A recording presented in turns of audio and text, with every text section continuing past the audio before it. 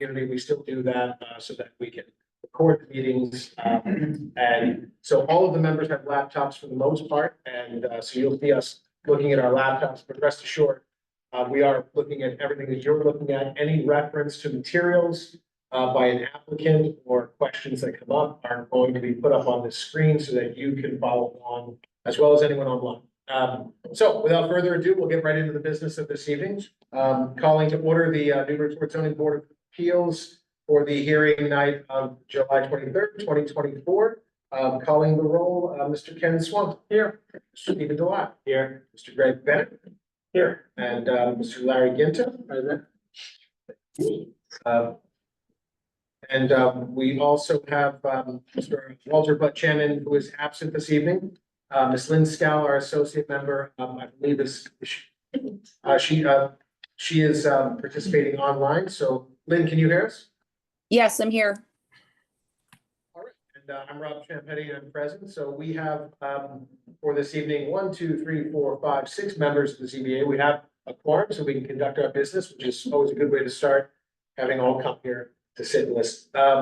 The legal 5 voting members for all of the applications this evening will be myself, Mr. Swanton, Mr. Delisle, Mr. Bennett, and Mr. Ginta on 26 Beacon Ave.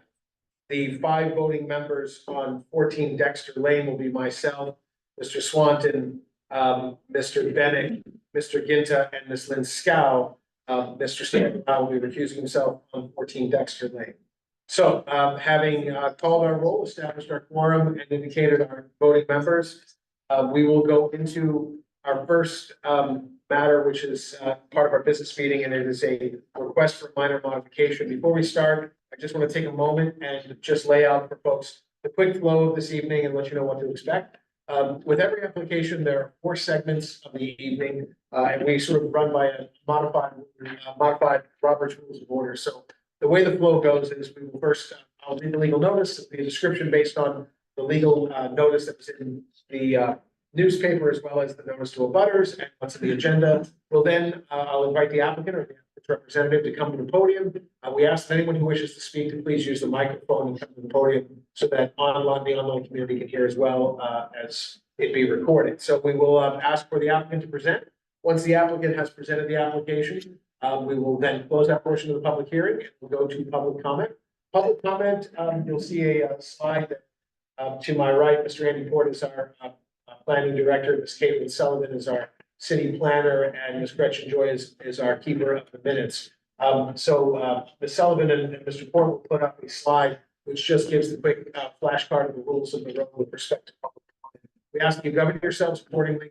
We do have discretion and we will exercise discretion. Keep every member of the public who wishes to comment within about 2 minutes. We ask you to kindly just try to keep track of that so that everyone will have an opportunity to speak. We will let you know as you're running along, and we'll invite you to quickly wrap up. You may even see this little red flash card, and it's getting egregious, so it never happens. But I like to try to tell folks in advance so that we can all be courteous to one another, and everyone who wishes to speak has a moment to. If you do wish to speak during public comment, I ask you to just kindly give your name and address so that Gretchen Joy can record that in the minutes. We do ask you to take the podium again so that it can be recorded.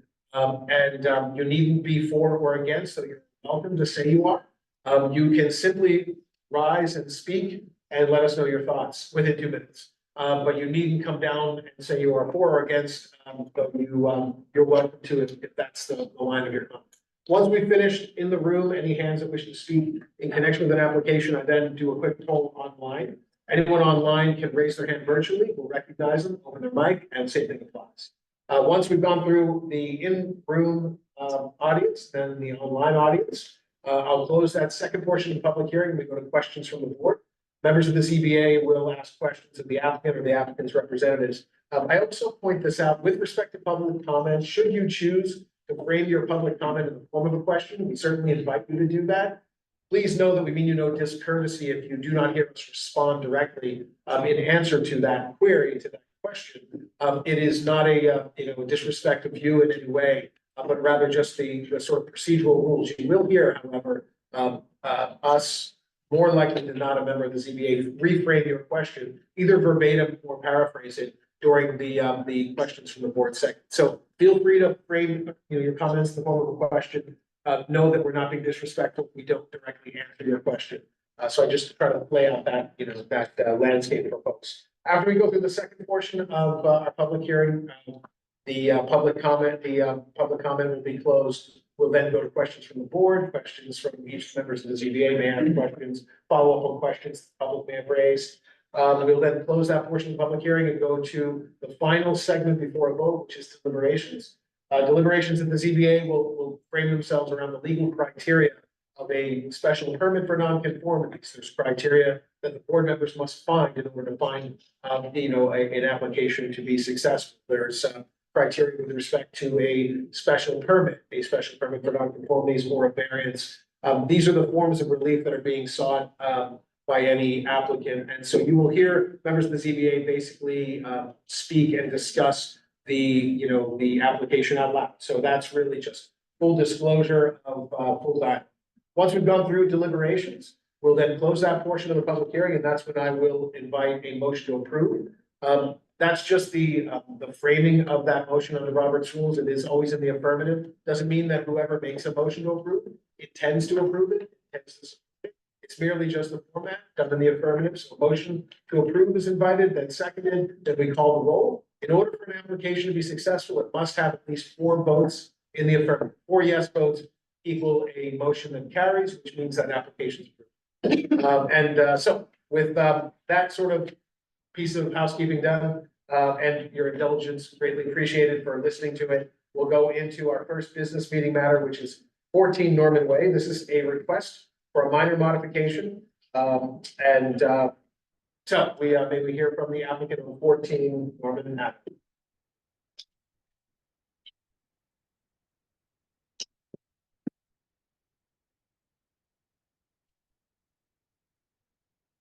To see you all again. Hopefully we can make this one short and sweet for you all. We are asking for a minor modification here simply because the tree commissioner decided that the tree on the front was to stay. So it forced us to move the driveway to the other side of the house. The property in itself remains exactly the same structure as it was before. Fortunately, when we designed the property, we could quickly move back and forth on the lot. Garage stayed, all square footage design stay the same. The only shifts that happen are the garage shifts to the right side of the property. The house slides to the left. Still 13 feet off the property line. On the closest side is 13 feet. And then the garage doors flip from the left side of the garage to the right side of the garage. The garage structure itself was an exact mirror of itself prior. So really all that happened here was the whole house, the entire unit slid to the left, opening way on the right side for the driveway. It actually falls in line with the entire neighborhood so that all the driveways are on the right hand side. We can use the same current curb cutout.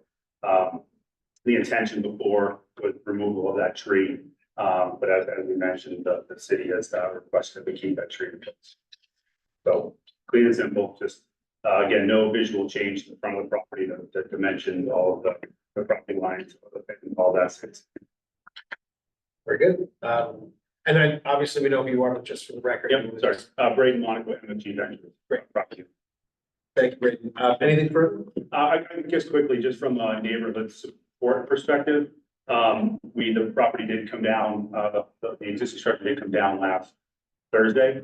And it was, I got to meet everybody, which was kind of interesting. The old homeowner that we purchased the home from, she came back to kind of see the process and brought her grandchildren, which was interesting for us just to kind of get to know them a little bit. But all the neighbors came out, we talked to them all, other than one of our direct buyers, but everybody else across the street, down the street, we had 5 or 6, 7 different people coming by, and pretty much an 8-hour gathering of the neighborhood. So no real pushback. I explained it to all of them in this process.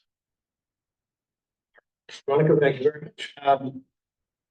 That this is a request for minor modification. Do we have any comments or questions for the board? Hearing none. Oh, yeah, I'll just, Mr. Monaco, just to confirm. I think I saw something in the the staff knows that there was one neighbor who's on the now new driveway side that was not. I was told that myself. I hadn't seen anything or been talked to specifically about that. The house itself now, well, prior to being removed, sat just over 11 feet from the property line. And now it's over 13 feet. The prior. The prior house. So the new construction will actually be further away from their existing property. I will say their existing property as it stands right now is just under 3 feet off the property. Got it. And so the idea is that it went from being 23 feet or Where something. the driveway was. And then when you flipped it, it was down to 13 So or. it shrunk the other side of the house down, so someone was gonna get closer or further away. Yes. But in all, the property itself, from a standpoint of where it sits in the lot, is actually much closer to where the property sat today. Than what was originally. Prior structure. Correct. Very good. Any other questions from the board? Is there a requirement for the sidewalk? Yes, so we met with the DPS and the tree board at the same time. Yeah. There will be a process, I believe, at some point, they said, once the property is fully staked. We haven't had the surveyor stake it, we haven't gone through all the property lines, we didn't stake it. Yeah. That they'll want to come out, we might have to come into the property a little too around the tree. Okay. You know, so we did 7 Norman Ave, and the reason why we didn't think that this would be an issue was the city actually asked us to remove the tree. In the process of repairing the sidewalk and all that, in this case, they want us to try to. Get the tree side. But I think our goal is just, once we get everything staked out and laid out, meeting with John and the tree warden again, go over exactly where the, you know, where the root ball is and all that kind of stuff. Thank you. Of course, very good. Anything further?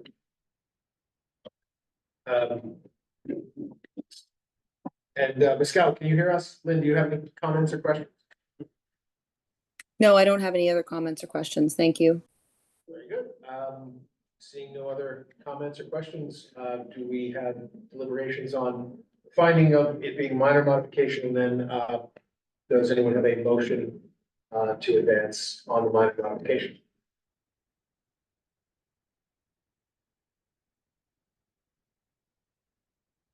I'll move that the application be considered. And vote to approve? Very good. We have a motion to deem the presentation by Mr. Monaco, the changes to be A, minor, and B, to approve. Do we have a second? I'll second it. I just want to say in the way of deliberations, I think it's the same house, it's just flipped because the DPW director wanted to say what tree. So I mean, to me, it's the same massing, it's the same everything. Yes, it affects one butter for more than another. Everything's still within all the bounds. So I think it's minor modification to react to the input of the DPW. Very good. Motion is made by Mr. Bennett and seconded by Mr. Swanton, calling the roll. Mr. Swanton. Yes. Mr. Delisle. Yes. Mr. Bennett. Yes. Mr. Ginton. Yeah. And Rob Champetti, I vote yes. Oh, I'm sorry. And Ms. Scott. Yes. 6 in the affirmative, the ayes have it, motion carries. The minor modification is approved. Thank you very much. Thank you. For your time. Okay, closing the business meeting, we'll get right into our public hearings. We'll begin first with the application of 26 Beacon Ave. This is a continuation from June 25th, 2024. The application of Sheen Allen. This is a special permit for non-conformities to demolish an existing single-family structure and construct a new single-family home on a lot with a non-conforming area and frontage. Attorney DeShane. Mr. Chairman, members of the board, good evening. Douglas DeShane representing the applicant. I have provided a presentation here, but in the interest of time, I'm going to jump through almost 3/4 of it because it just reflects, you know, the existing conditions and whatnot. So I want to get to the meat of the questions, which was the redesigned home. So again, Caitlin, are you home? Should I just go to the introduction? Again, Douglas DeShane from Henry and Nicholson. Gene Allen is our architect is here, and the property owner is here as well. Next slide, please. As you'll recall, my client would like to raise the existing structure at 26 Beacon Ave build a larger home in its place. And in order to do so, we need to be here for a special permit for non-conformities. Existing conditions, we have an undersized lot. We're also 4 feet short of frontage, which is why we're here for the, special permit. So please. If we could, just, jump down, Caitlin, to the, if you go down, keep going. I'm sure the board knows where we are. Go ahead and keep going. I really want to get to the new site plan. I think that, there we go. That is it. Thank you very much. And I provided, the board a copy of the site plan so you can see it up closer. But what I'd like to point out is that we have made, as you know, many of our neighbors had some concerns about the size of the house, the location, on the lot, and, certainly what the size and massing of the house would mean to the neighborhood. So, we have met with, many of the neighbors. We had a neighborhood meeting, and we've been, working individually with some of the neighbors to, try and get this design to a point where, not only does it meet my clients' requirements for their new home, but it is also will fit in well and be part of the neighborhood. So as this plan reflects, and I can go into further detail if you need, we have significantly modified the home. And if you want to just jump to the next slide for a minute, and then we'll come back to this one. There is a front view, the new front view of the home. Entirely different design than what was proposed, and certainly entirely different size and much reduced. So kid, I'm sorry, could we go back now, and I'll walk through the reductions and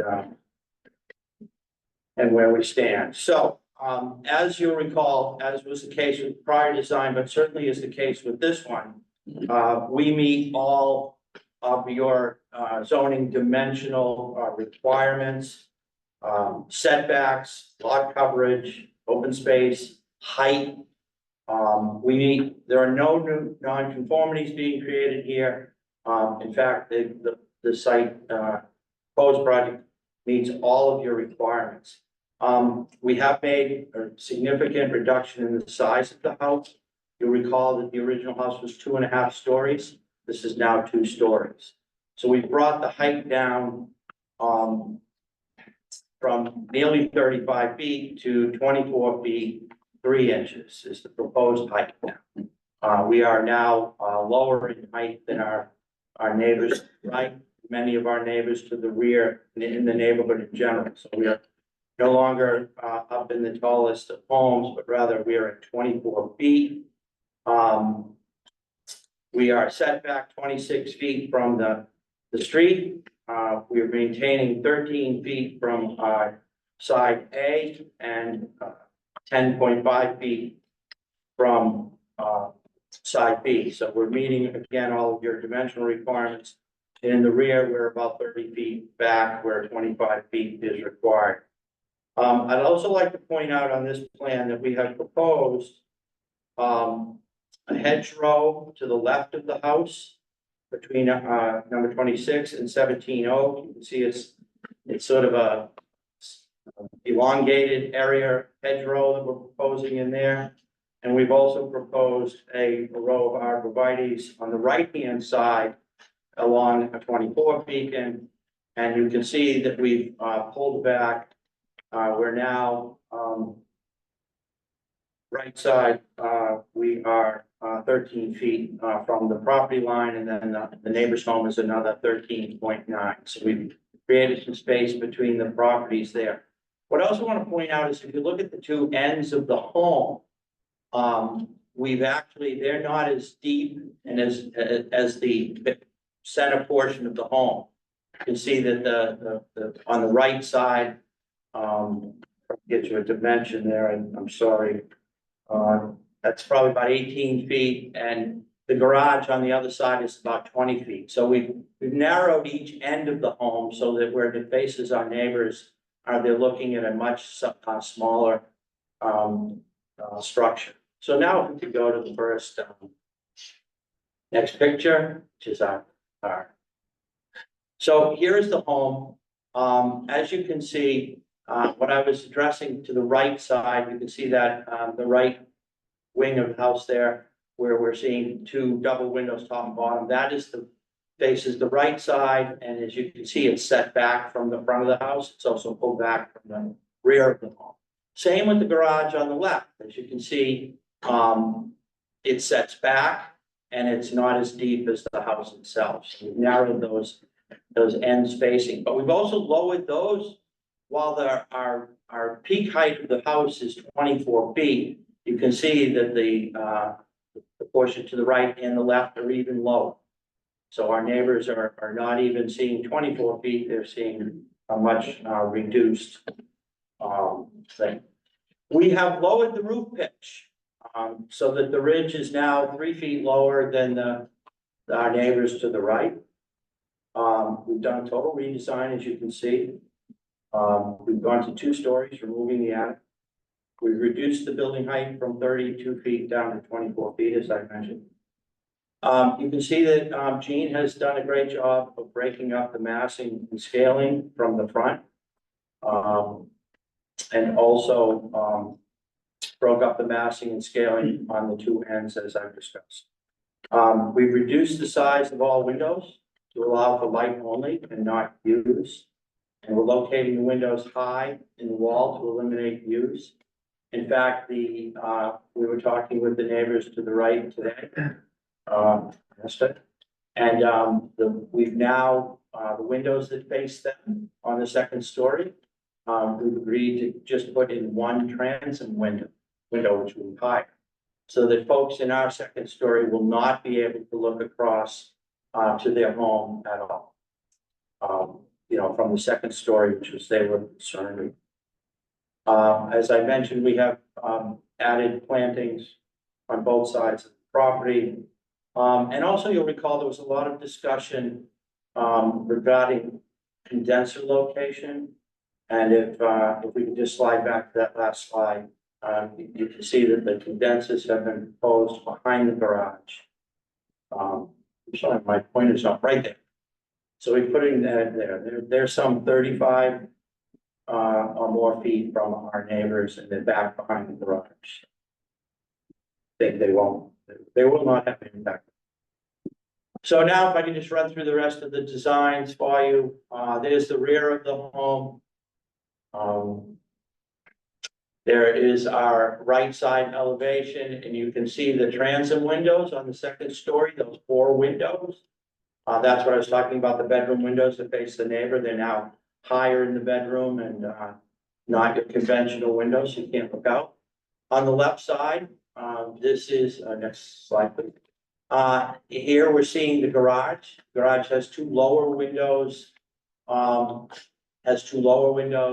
and again, on the 2nd floor, which faces the neighbors to that side, all we have facing them are those transit windows.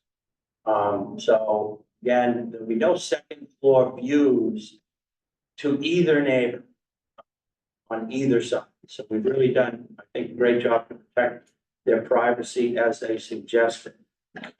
Next slide. This is just a floor plan. I'm happy to stay here, but I know you may have looked at it before. And yeah, we can go to our first elevation drawing. Oh, there it is. That is the rendering of the newly proposed home. And if we go to the next rendering, we've done it in the context of our neighbor to the right. So just for perspective, our house is peak to peak, our house is over 3 feet lower than that house. 6 feet more. 6 feet lower, peak to peak, okay. I was referring to the mean height. So peak wise, we're 6 feet lower as compared to our neighbor to the right. Next slide, please. So, proposed new home eliminates the pre-existing non-conforming setbacks that we encountered with the original home. We are not creating any new conformities. The new home will be more functional and sustainable and will not be substantially detrimental to the neighborhood than the existing non-conforming structure. The new home meets all dimensional regulations, including setbacks, lot coverage, open space, height, which is certainly beneficial to the neighborhood. The new home size, scale, and massing is generally now more in keeping with the neighborhood. And in fact, we are certainly no longer the tallest or biggest home in the neighborhood. The new home will be significantly more aesthetically pleasing than the existing home and will be substantially more valuable, thus increasing property taxes to the city, but also property values in the neighborhood. And finally, I just want to make it clear that this new design, this final proposal, has been generated after significant time and work with the neighbors. I do want to thank the neighbors for all of their time and efforts in, helping this work. And I think we got there. So with that, I'm happy to answer any questions the board might have. And Jean is here if you have a specific architectural question. Very good. Thank you. Thank you very much, Attorney DeShane. So we'll move to public comment. Anyone in the room wish to speak or be heard? Yes, sir.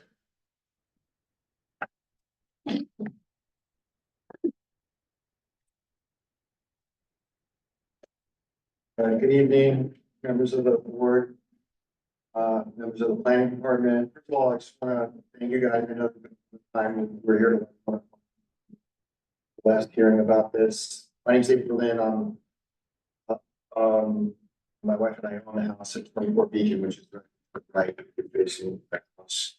I also want to thank planning department, Caitlin, Jennifer, Diane for educating me on how this process works and things that I just wasn't familiar with. They were very helpful in educating me in a very impartial way. So thank you to them as well. And finally, thank you to petitioners for coming to our neighborhood, walking around the neighborhood with us, hearing us out, and being flexible. For the most part, wife and I now get to talk our favor. I think it's very aesthetically pleasing, and it's they've done a lot, making changes, and it's very tastefully done, and all sort of more in line with in meeting with petitioners. We have a conversation, talk about conditions. I just want to kind of go over some of those things about observations. One of them, and I don't know if we'll go back to the design, but the discussion we had this morning about the transom windows, that's actually, I think there's some confusion about which windows we're talking about. Let's take another look at that. It's the corner window facing our bedroom window. I don't think that's reflected in the show here, so just want to make sure that we're aligned. We didn't kind of come to an agreement today. I think we didn't get a chance to look at the final. Happy to. And at the current plans, the plan that we have a copy of showed a two windows facing us in the corner bedroom. The floor plan, the elevation, one window. The window we were talking about, turning that into a transom window. So I just wanted to make sure the new plans reflect the conversation.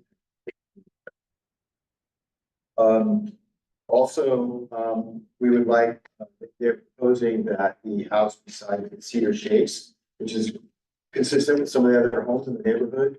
And we just want to make sure that that's a condition of the construction, if possible. And I believe that the petitioners have agreed to that condition based on the phone call we have today.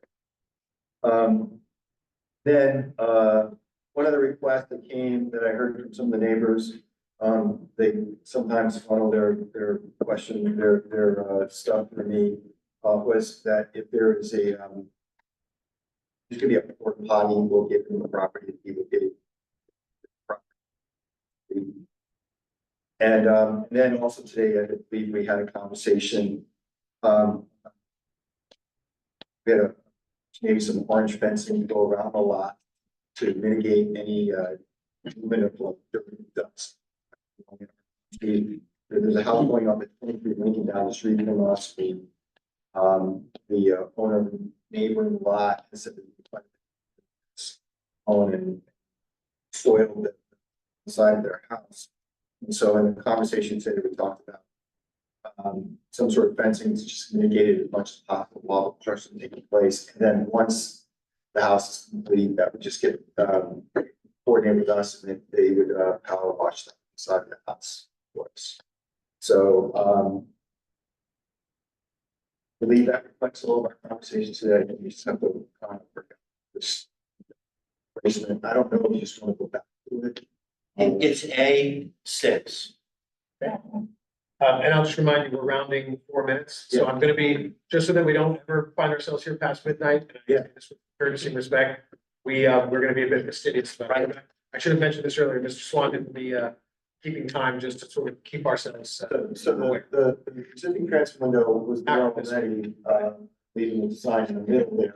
We're talking about the window at the top right. When that's gonna be. Sorry.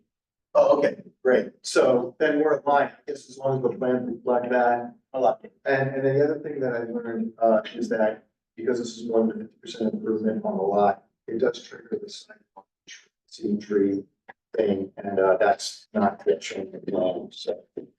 Well, that would be a condition, based on DPS recommendation to the board. Very good. I don't know if it's a public. No, Chairman, if I could just answer those quickly so that the board won't have to deliberate, because we have in fact agreed to everything that was Okay. spoken with one exception. I did not commit that it would be cedar shingles. I had to talk to my client. We are willing to commit that it will be a shade shingle. It may be cedar, but as you know, there's some new products out there that are much more maintenance. They look identical. So like, It could be a shake shingle. so cementitious or some other, Shake shingle, it could be cedar, but we just want to leave it open the material, but it will be a shake shingle that the gentleman was speaking of. okay, thank you, Attorney Shaneson, thank you, sir. Okay, anyone else wish to speak? Yes. And, we're gonna start to, just keep time, yeah, He said. I'm sure we won't what I need wanted to say. So It's all- I second everything you said, and I want to say thank you to the petitioners for all the work they did. I really do appreciate it, and it's like really hard for everybody involved. But I had a couple of requests, which was just that we work from home, both of us. So I was wondering if it might be possible to set up an email group so that we're somewhat aware of days where it could be particularly noisy, so we can plan ahead. And then, the only other request I had is we have a generator and a gas line on the side of the house that's pretty close to theirs where they'll be digging. So I just wanted to, make them aware of that with regards to vibration issue. Oh, and just for the record, your name and address. Oh, I'm sorry, I That's okay. forget that. It's Ayesha Berlin, I'm at 24 Beacon. Thank you. Thank you very much. Thank you very much. Anyone else wish to speak in connection with the application? In the room? Yes, sir.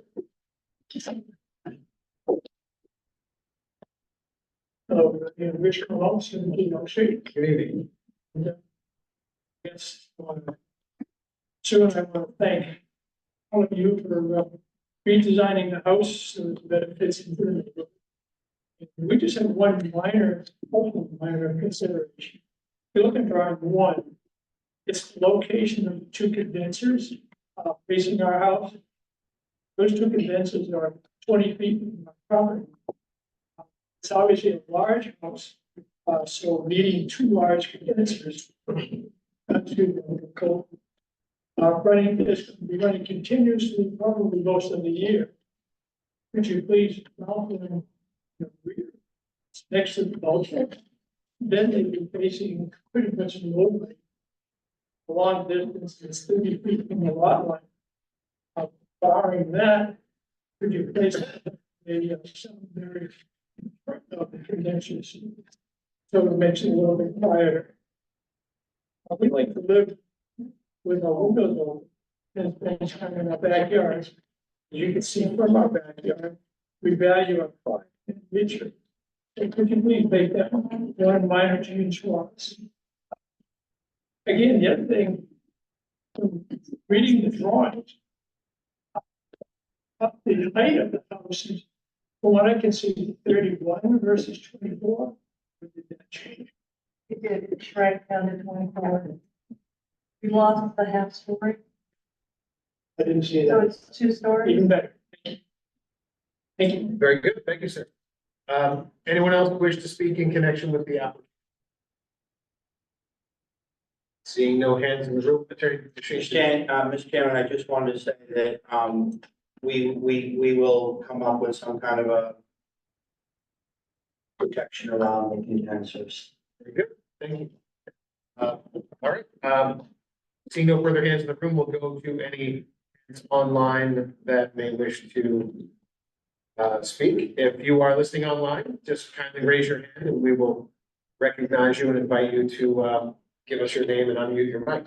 Seeing no hands online, I'll close that portion of the public hearing and we'll go to questions from the board. We're gonna do things a little bit differently versus go around the tables. I'll just simply ask, and feel free to ask a question if you have one. Don't feel obligated if you don't. Any member of the CBA have any questions in connection with the application? I have a question. Sure. Clearly the house is shorter than it was the last time. Could you tell us what's happened to the square footage? Because we look at massing. So before, what was the total square foot of living area you're looking for and what's it? Yes, I have those numbers exactly.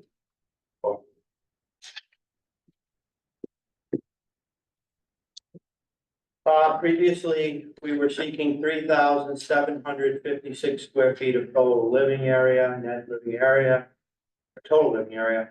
We're now down to 32,480, so, over 500 square feet of reduced living space.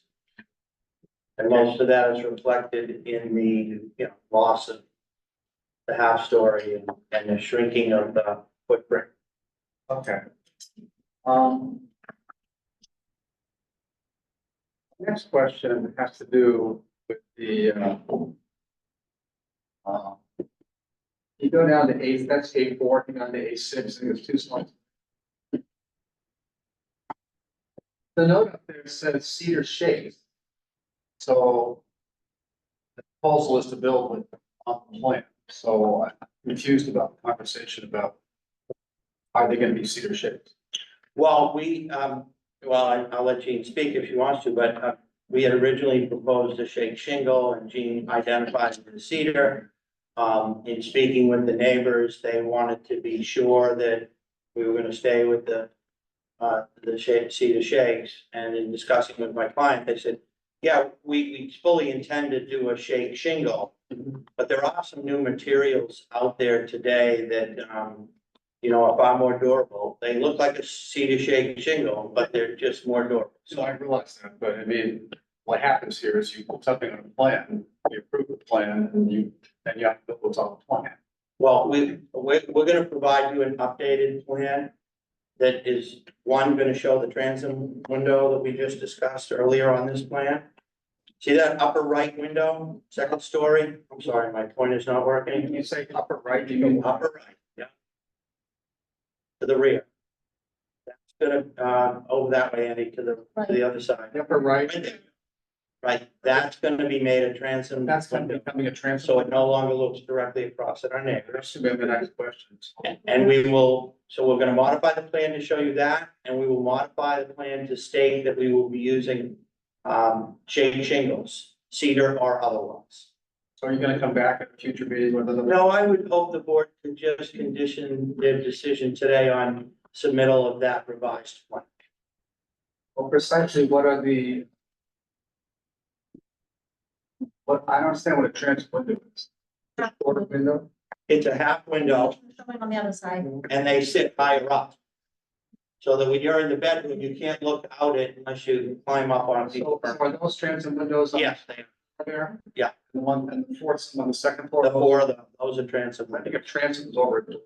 Okay, Yeah. so those are kind of high out windows, basically. Right, so a two pane or a 2-part transom will be replaced over to the, I'm sorry, Chair, the planning director.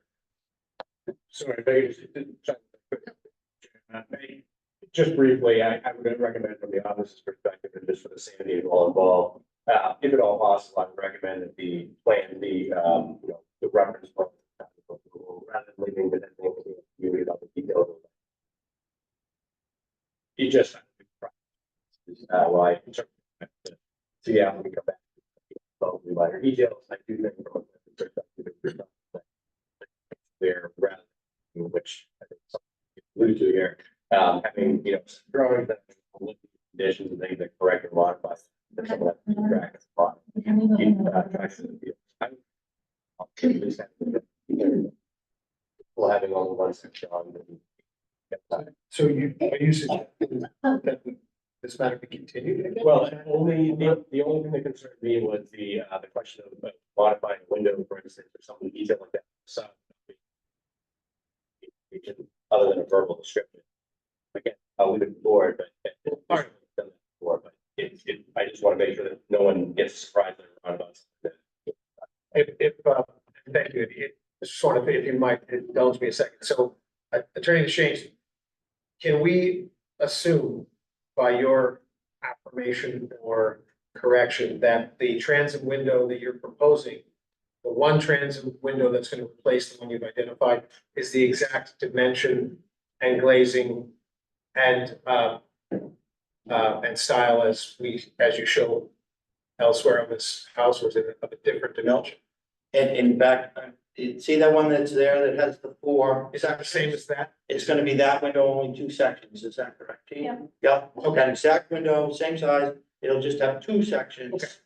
And then all we're gonna do is change the wording on the plan to say shake shingles, cedar or otherwise. okay. I'll just, and I'll defer to my colleagues, but I'm comfortable in the interest of administrative economy and not having this come back. If it's only those two items, they can be referenced with certainty and a plan submitted prior to the issuance, before I'll sign the approval. A plan must be submitted that conforms to that, then I'm comfortable with it, and I certainly defer to my colleagues. If it gets any squirrelier, forgive the expression, than that, I think in fairness, as much as I loathe the idea of doing it, in fairness, we would need to have the plans that you wish us to stamp and approve, at least just as one voting member, but, Ken, what are your thoughts? No, Are you comfortable with that? yeah, it's basically not four of those, but two of those. Yeah. They'd be at the same height as the top of that window there. Approximately, yeah. What's that? It wouldn't be the same height, but also you'd be into the freeze of the rake angle of that lower roof. It would be the same height as the window. Touching the breeze. Yeah. Same height as the force. No, the same, the two transoms would have to be the same height as the window that's shown, right? The top, your top line is. But then it'll be into the breeze. No, the window that's shown there now, that, what is that, 2/2? These transom windows will be, they'll be, linear to that same height depicted. But that, I thought that. But not the same as the four bed, because that's slightly higher, because the roof line's been higher. Okay. I get it. Is that, Yes. and I'm not putting words, just making an assumption. Not the understood, but I would agree with you. Okay. Probably. All right, does anyone object to us proceeding that way? Okay. Lynn, are you comfortable with that as well? Yes, I'm comfortable with that. Thank you, Chairman Chase, and thank you, Mr. Swanton. Okay, so any other questions from the board? I just had one other one that was up, which is the tree and sidewalk.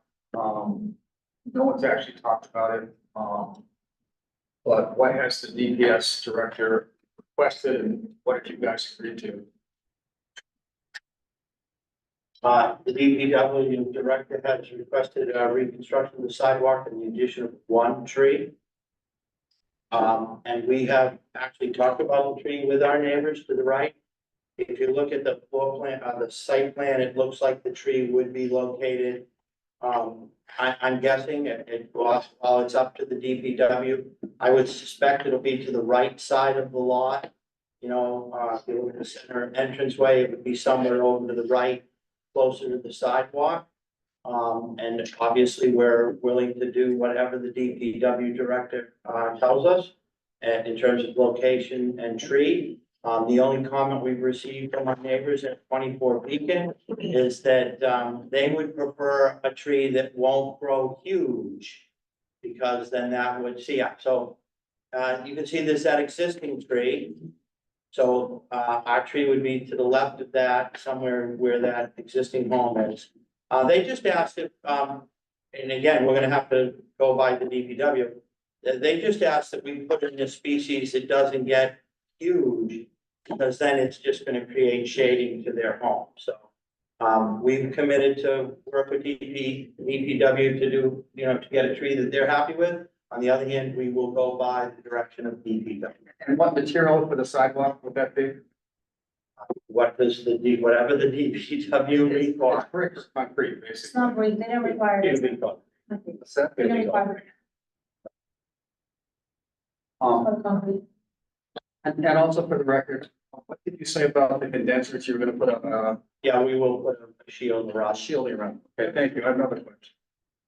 Thank you. Any other questions? Yeah, I have one. Sorry, I'm gonna sit down. what is the square footage of the footprint? First floor footprint, 100, it's the whole footprint, One. including the garage and the porch. Oh, I see that in the zoning matrix. Okay. Thank you. Thank you. Anything first? Yes. Kim? I don't want to see these poor people come back again. It's like, I think we're 7 months on this one. But we are gonna approve drawings that don't fit the actual well. We better make sure wording is good.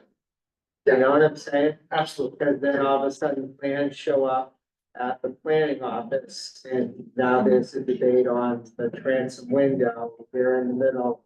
We're all back here. And if I could to help out, just to be clear, I do think based on the scope of what we discussed a moment ago, it is clear enough and coherent enough that we can codify that in the decision. So this transom window is the same height as the window shown in the plan. Yeah. Instead of up and down, it will be going side to side. Yes, even this particular instance, based on the scope of what discussed, it'll be clear enough and coherent enough. And I mentioned my earlier comment, mainly because there are 56 documents already, attached to the file based on final. So, Yeah. maybe just for reference of any, revised file. But I just appreciate just in general, before keeping in mind at some point it triggers the threshold which it becomes truly cumbersome to keep track of. I think, and thank you, Andy. I think, Mr. Hinton, in this instance, I feel like we're within the manageable realm and I feel a prevailing interest that you share, obviously, of not burdening the applicant or the members that have come out for, the follow-up meetings. I'm comfortable with follow-up with planning office. Sounds like they're comfortable with what we've said, and it's only 2 items, so this would be an example of where we have that discretion. We're probably well served to try to use it so that we can be efficient. I won't sign the approval until we see the follow-up plans. When, Attorney DeShanes, how quickly could those plans be submitted? Tomorrow. So chances are, even in my advanced years, I will probably still remember what we said tonight. As much as I would love to forget it, but I will remember it. And We obviously will be checking for consistency before bothering the chair. all right, so are you comfortable with that? So, Yeah, because we all have to agree on this. 3 items. There are the cedar shake, the window trim, and then the street trees, but that's also DPS. I'm sorry, the condenser, street trees is its own thing. Yeah. So those 3 items, I would invite someone to frame in motions and we'll remember it. Very good. All right, Attorney DeShanes, you're okay with that as well? Oh, certainly, and I want to apologize. The question of the window and the cedar shakes, we just discussed today with our neighbors. Okay, We would have updated. And, It was just decided today. very good, and I appreciate that. I'm sure we all share the appreciation of taking the time to discuss this with neighbors. Okay, any other questions? I have some questions. I'm sorry, did, in terms of the total square footage of the house, did you say something around 3245 square feet? 3248 is the 30 current living area of the home, yes. Okay, and so it's a relatively, it's a relatively modest sized home. And I noted from the comparison that you did before that it is gonna be shorter than the house next door, the greenhouse that's currently shown up there. Do we have any idea about the size of that house? The bridge for 24 Beacon is 40 feet from the grade up to the ridge. And our proposed house bridge is 6 feet lower. Right. I guess So I'm we- in terms of 3,200 square feet does not seem like it's going to outsize the neighbor's house in any sort of way. Am I right on that? Lynn, this is Ken Swan. I just looked it up in the assessment records. The neighbor's house is 3256, so they're almost exactly the same square footage. Right, right. I guess what I'm hearing here that I have some concern about is that I think it's great always that the neighbor, that we're incorporating the feedback of the neighbors, especially when the first plan wasn't, it seems like meeting with approval. But, for me to say that we're gonna build a house that is not creating any new conformities, that is beautiful looking at the plans, and to condition approval on whether or not the shakes are cedar or not, to me gives sort of outsized comments to the neighbors, right? I mean, the neighbors can say whether or not whether they feel the plan home is, detrimental to the neighborhood, and we certainly take that into account. But it seems to me that, the petitioners are bending over backwards to try to make this appealing to the neighbors, and the house that is designed is beautiful, and I think better for the neighbors than the house that was on the property in these pictures. So that's my concern about putting all these conditions into the plan right now, into the plan of approval, that I would personally be fine with approving with whether or not they're cedar or some other easier to take care of material. And so I just feel like we're veering a little off course here. So that's why I wanted to ask, if the new house is about the size of the neighbor's house, what kind of concerns do we really have here? Yes, we want to take into account always, we want to be good neighbors, but the neighbors don't have to live in the house. The people who are building the house have to live in the house. And so I think I'm getting more into questions, into commentary, which comes next, but I just wanted to make that known. Ms. Cal, any other questions? Seeing no questions from the board, I'll close that portion of the public hearing and go into deliberations. Again, we're deliberating a special permit for non-conformities. We're gonna switch up and instead of going in sequence, we'll let everyone begin. On deliberations, we just have to deliberate the legal criteria for a special permit for non-conformities. Who wishes to begin? If any. All right, we'll start to call on people. We have a volunteer. Very good. Thank you, Mr. Bennett. This process.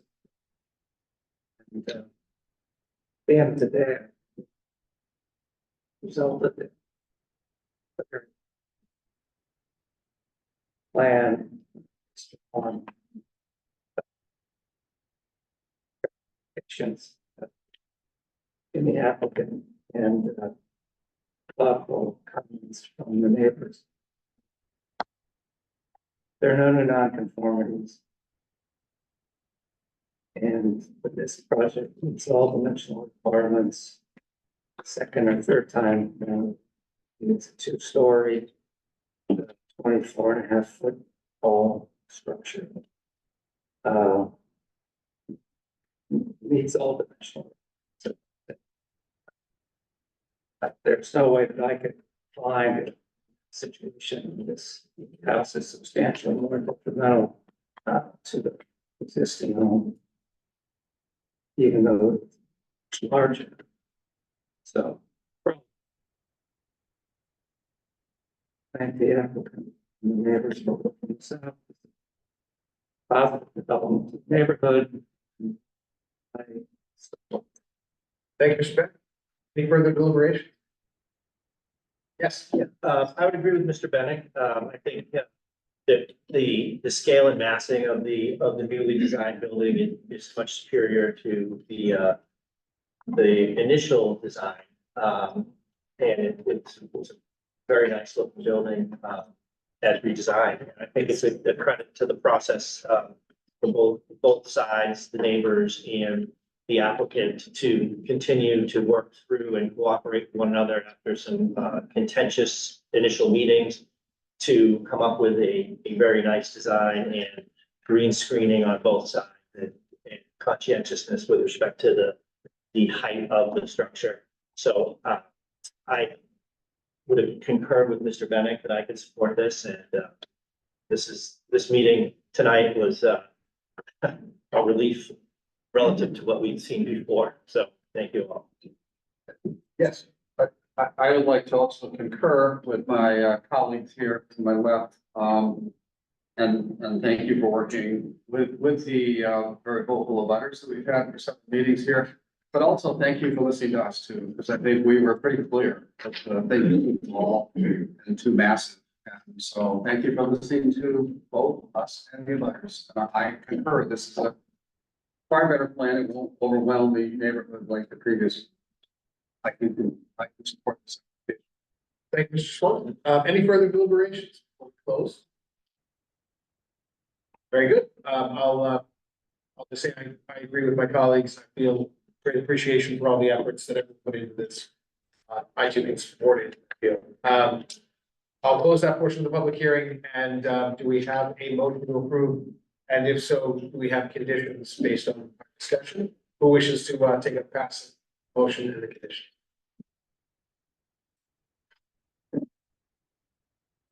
It's all squarely in the chair. Motion. I wish I could, I can't.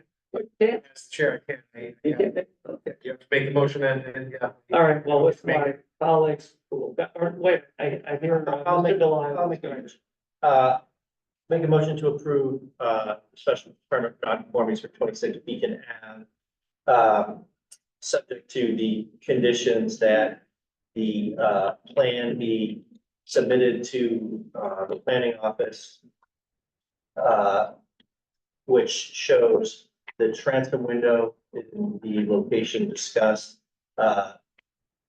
The language with respect to, shake, shingle, cedar, or otherwise. And, the sound baffle or Screening, damage, noise dampening, surrounding the compressors. Yes. That's subject to, yeah, subject to DPS recommendations on street trees and, because they'll, yeah, all right, so there's 4 items. All right, so we have a motion made, with, the following 4 conditions, subject to the, correction and submittal of the plan tomorrow, reflecting a transit window to replace the existing shown window as discussed. The, correction of the language on the plan referencing cedar and or comparable shakes, or otherwise, cedar shakes or otherwise, then the plan reflecting the installation of noise dampening screening around the HVAC equipment, and finally 4, subject to DPS recommendations on street trees and sidewalk coverage. So those 4 items that, Bear, do we have a, Gretchen, you got all? Do we have a second? Great. Motion's made by Mr. Delisle and made by Mr. Delisle and seconded by Mr. Swanton, calling the roll. Mr. Swanton. Yes. Mr. Delisle. Yes. Mr. Bennett. Yes. Mr. Ginter. Yeah. And Rob Champetti, I vote yes. That's 5 in the affirmative. The ayes have it with those 4 conditions. The application is approved, and thank you to everyone who has endured and shared great patience in this process. We truly appreciate it. Doug, we'll see a plan tomorrow. Yes. Dean will submit it tomorrow. All right. Thank you, folks. Thank you for your time, Joe. All right, moving on to the next application. This is the application of Joel and Meredith Lubach, and forgive me if I mispronounced that, care of attorney Lisa Mead, Tellerman and Costa LLC. This is an application for 8 Jefferson Court, continued from June 25th, 2024. This is an application in continuance for a variance. The variance is for a front yard setback for an addition, an attached garage with a new front entry and attorney Mead. I think, Mr. Chair, we submitted a request to withdraw without prejudice. Very good. We do have that. Any comments from the board on the applicant's request to withdraw without prejudice? In the absence, we have a motion to accept the applicant's request to withdraw without prejudice. So moved. Thank you, Mr. Swanton. Do we have a second? Second. Thank you. Motion is made and seconded, made by Mr. Swanton, seconded by Mr. Delisle on the applicant's request to withdraw without prejudice. Calling the roll, Mr. Swanton. Yes. Mr. Delisle. Yep. Mr. Bennett. Yeah. Mr. Ginta. Yeah. Ms. Scout. Yes. Rob Champetti, I vote yes. That is 5 in the affirmative. 1, 2, 3, 4. That's 6 in the affirmative. Sorry. The ayes have it. Motion carries. Matters withdrawn without prejudice. Thank you, Attorney Mead. Moving on to the next application. This is the JSJO Realty LLC, care of attorney Lisa Mead, Tellerman and Costa LLC. The application is 286 Merrimack Street, a 2-part application. The applicant seeks a special permit for nonconformities to construct an addition that would extend the nonconforming side yard setback and height and would result in an additional 500 square feet on a nonconforming lot. And secondly, a special permit to allow a greater than 25% demolition within the demolition control overlay district. Attorney Mead. Thank you, Mr. Chair, and members of the board. For the record, Lisa Mead, 8 Costa, 30 Green Street in Newburyport. And with me this evening is Joel Willett of JSJO Realty LLC, who is the owner of the property, and Eileen Raff, who is the architect, and my colleague, Ben Roberts as well. So as the chair indicated, the applicant is here for a special permit for nonconformities as well as DCOD special permit. And Joel proposes to renovate this 2-family residential structure, keep it a 2-family residential structure. He needs a DCOD special permit because he's going to remove some later added additions on the rear. So we go to the first slide, please, Caitlin. So here's the proposed rendering of the project after it's completed. You'll see there's a new addition on the right-hand side. Other than that, Eileen will talk about the changes to restore the front of the original structure and the size of the original structure. But here you see the new addition on the side and the driveway. Next slide, please. Here is a GIS view of the site. You can see there's a shed off to the right of the house that's going to be removed. It's a new shed. You'll see it in a couple of photos. It's red. Mason Avenue, which is not really an avenue or a street, it's actually an easement, but it has a name, and it goes down to the North End Boat Club and provides access to the home behind this property. You see that driveway, the home behind it. But otherwise, you can see where the property is and how the house is located up in the front left corner of the lot. Next slide, please. So our proposal is to remove, we're here because the DCOD, and it calculates out to remove 33% of the exterior walls, of which 21% is from the additions to the rear, which have significant structural issues and were added later, which you're going to be able to see as we walk through this. Only 12% is from the main structure. So if we weren't calculating the later added additions that are coming off, we would be modifying or removing 12% of the original structure, most of which is happening in the rear of the structure. Next slide, please. So what we've done is outlined here. There's a shed roof, that 1-story shed roof addition that runs across the back of the structure, and then these 2 small entryway additions. We call them entry boxes or doghouse entries, depending on who's describing them. That's what's coming off. And then you see this doesn't count towards demolition, but the new shed right is going to be removed from the property as well. Next slide, please. So the property is listed on the district data sheets. It has no Form B. According to the assessor's records, the house was constructed around, 1874. According to the district data sheets, it was constructed around 1870. It first appears on the Sanborn maps in 1888. The property, interestingly, was owned by the Whitmore family for over 150 years, stayed in that family until Joel purchased it just a few months ago. It was made a two-family in 1934, prior to the adoption of zoning in the city of Newburyport. So it's been a two-family for quite some time. Next slide, please. So here's the site plan. On it, you can see the new driveway configuration. On the left, there's going to be a driveway that goes into the left. We've already talked to the DPW about that, as well as in the peach in the middle of the drawing, you can see the additions. Eileen will talk a little bit more about that. They're more obvious when you go through the elevations on the rear. The property is non-conforming, as was mentioned earlier, for height at 27.2 feet. This is in the WMD district, so the height in the WMD district is 25 feet. So it's already non-conforming for height at 27.2 feet. It's also non-conforming for a lot area at 9,885 square feet, where 15,000 is required. For frontage at 99 feet, where 120 is required. And then for the front yard setback at 8.8 feet and the side yard setback at 10.7. Also, it requires 4 parking spaces, and there's a configuration of a number of parking spaces, so it's not really non. Next slide, please. So we had Lisa O'Donnell, who is a structural engineer, go out and review the property, particularly the additions in the rear, where we're going to propose to remove them.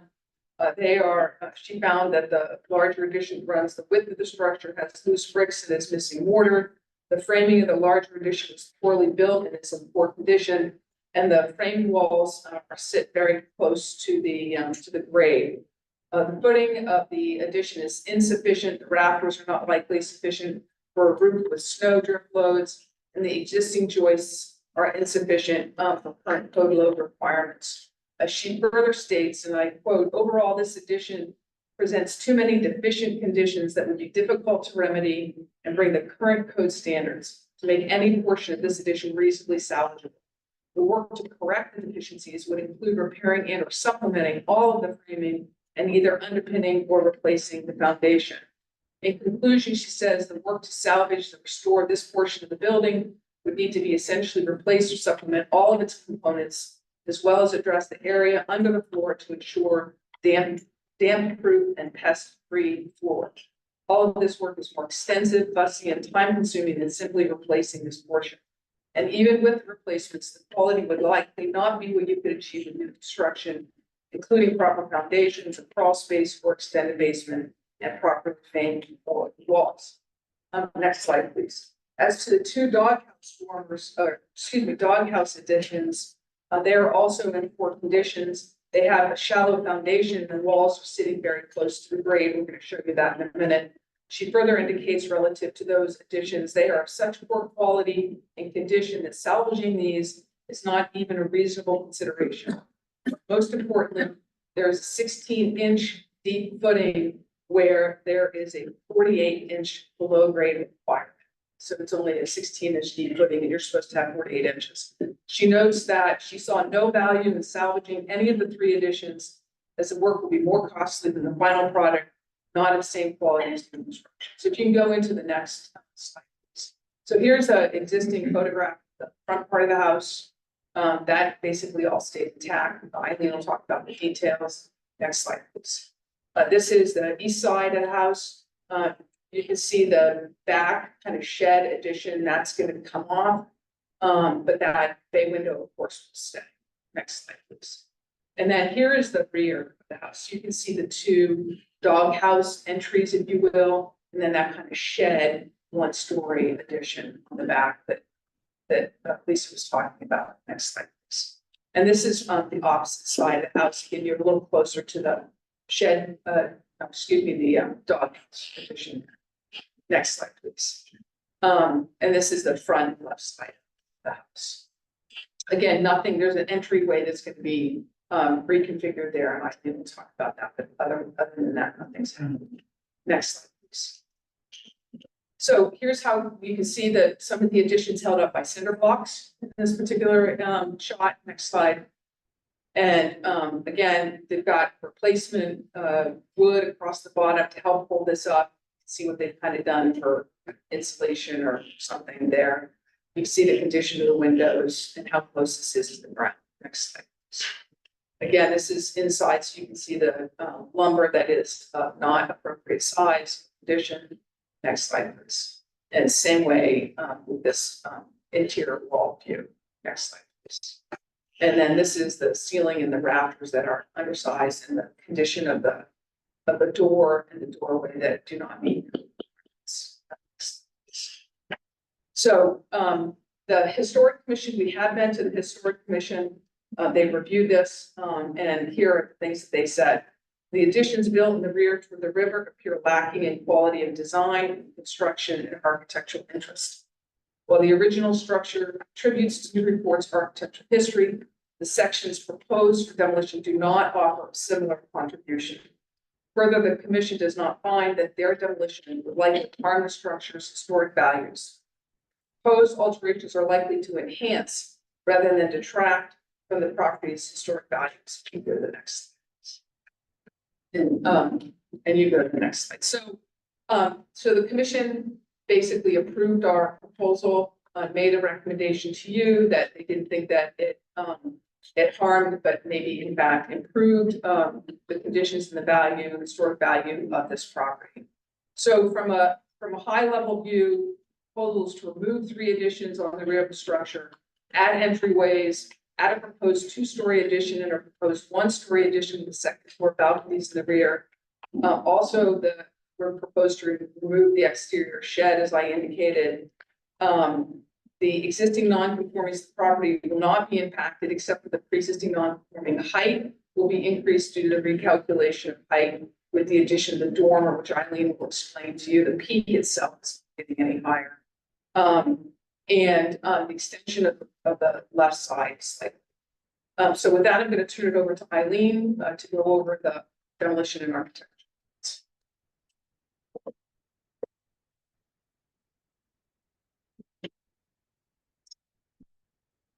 Good evening, Mr. Chair, members of the board. So, as Lisa mentioned, I'll try to walk you through this proposal and help you understand where we're making modifications on this existing property. So, and if this helps, this is that demolition calculation we have to do for the city to help designate the areas that say overlap, which count towards demolition, as well as pieces that are being moved. So, the sort of octagonal squared ones are areas that are being demolished in those definitions. So, but I'll move on to the front elevations. And thank you. So as far as the changes, I'm going to talk mostly about the massing that has changed, and then and that's primarily on the side and the back. I would circle around the building and come around to the sides and the front as well. There are changes there, but those are mostly about materials. So to start with, I'm going to start on the front elevation, which is the top left drawing. And if you look directly below it, you will see that 2-story addition to the right of it. So we're proposing a lower in form and massing. To the right, it's roughly 16 feet in width, and with a 1-story bay on the front of it. That's what you see there. There's currently a side entry in that same location, so we're just providing some covering to that. And then on the bottom right, you can see that addition from the side view. And what I want to point out here is that we intentionally tried to keep that form as far back to the right as possible, trying to preserve that gable end as much as possible, so that you can maintain and expose the original gable end. And so you can see that by how we have overlapped just on the back right corner of that gable end. It actually sits, that 2-story addition sits approximately 20 feet back from the front elevation, only to just reiterate the fact that we're trying to create a subservient addition to the original form. This happens with top wall as well as roof pitch itself, but these are all ways that we're trying to minimize the addition and help it support and let the original structure remain as the dominant form. To the right of that two-story structure is a small one-story addition. And I will show that in the next slide as to how that wraps the backside of the building. Slide. So here we have the back elevation. Again, as Lisa had mentioned, most of the additions at one story and the doghouse bumps for entry have all been clustered on the back. So what we're trying to do is take the same approach and that our additions in the same area. Again, preserving the front and the side elevations and putting the additions on the back. So going back to what I had left that previous slide with is that one-story piece. If you look at the bottom left drawing, we continue with that one-story addition all the way across the back, and that's what you're seeing at the ground level. Then as you travel up one floor, what you're seeing to the right of the two-story addition that I spoke of earlier is just a second floor addition. It's stepped back from what you're seeing at the ground level. And the simplest way to explain is that the continuous shed that exists today was an area that we just simply wanted to put a second floor, but given the lack of structural integrity, we're proposing tearing that down and starting over. So it's essentially adding a second story over that existing one-story shed. So that's what you're seeing on the bottom right drawing. You see there's a doorway there. That's that two-story floor. Then lastly, on the third floor, you can see that we proposed a dormer on the roof level. And that is there to add a little bit more additional space. And that's the area where the building height, by definition, has been altered because we now have to use the roof lines of the dormer as part of the calculation. If you could actually just go back to the first drawing, thank you. So what I'll do now is sort of speak to the materials that were the changes as far as materials that we're proposing. Again, these additions were really concentrated to the rear so that we can truly expose the primary elevations, the most public. And the main things we wanted to do is remove and restore the original structure. So it's currently wrapped in vinyl siding. It's got metal at the eaves. It's got vinyl shutters, vinyl replacement windows. We'd like to pull all of that off, and with the hopes that maybe there might be some salvageable placards underneath.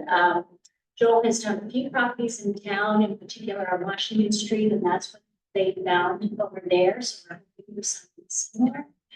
Likewise, hoping to expose some detail in these area, corner boards, etc. So with that can help suggest how we repair, restore with like wood materials and that kind.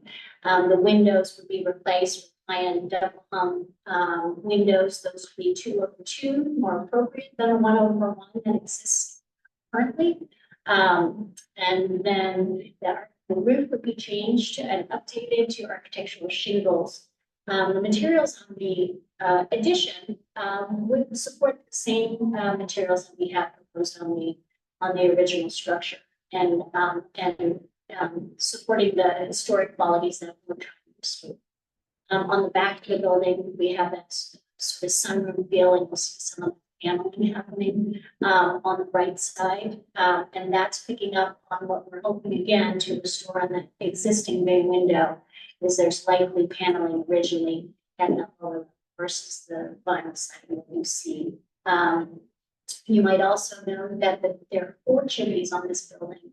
We're proposing to move the 2 on the rear, 2 on the top remain, but the 2 on the rear are not functioning, and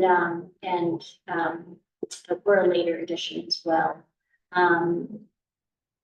The other things, as Lisa mentioned, the non-historic shed is being removed, so that in many ways the clutter that's on the site will get cleaned up, and then hopefully with this sort of restoration, this structure can help support the architectural qualities on the streetscape already, by restoring and sort of preserving this, the main public facades of this historic structure.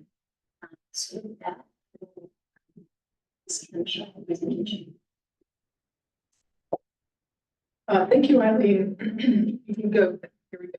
COD special permit criteria. So, for the first permit, we are looking at DCOD special permit, where the ZBA has to make a finding that the proposed area to be demolished retains no substantial remaining market value or reasonable use, taking into account the cost of rehabilitation to meet the requirements of the state building code as it applies to historic buildings and structures or other applicable laws.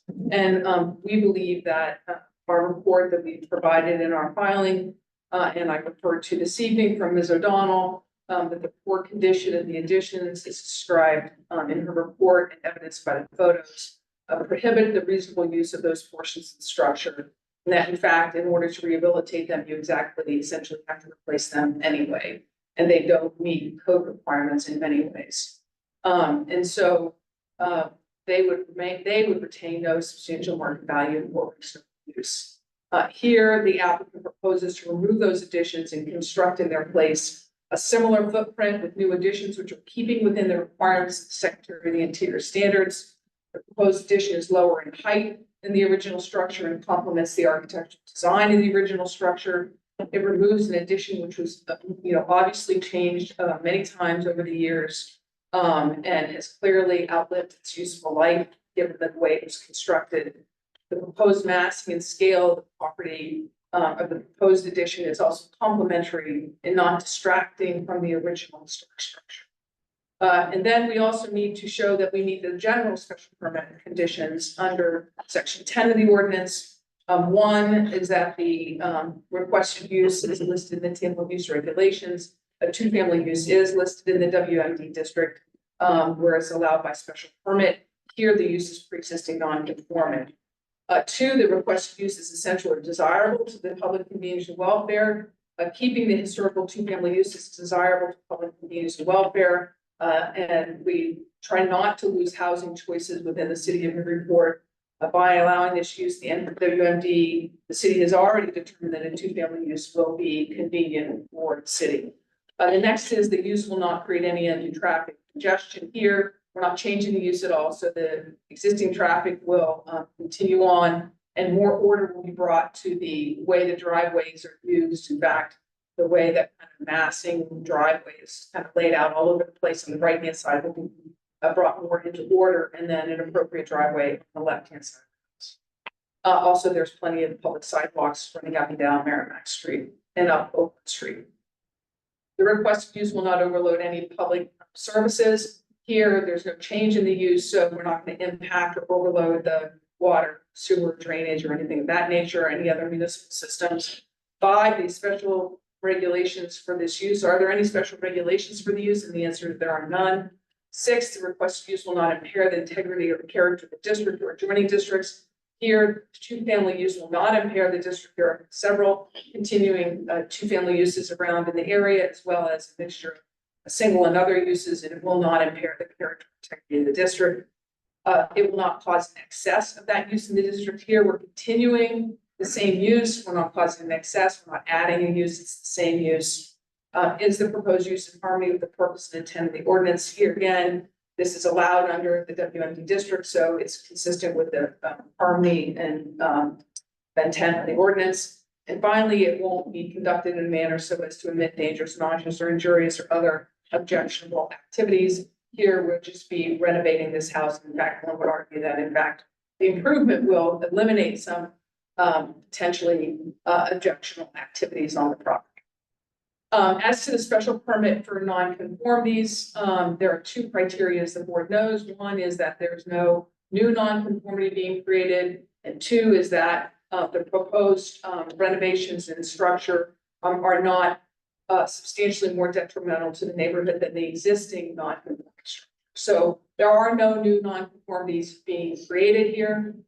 There is the intensification of the slight upward intensification of the height, but that's because the measurement of the dormer off the back, there's no change in the peak height.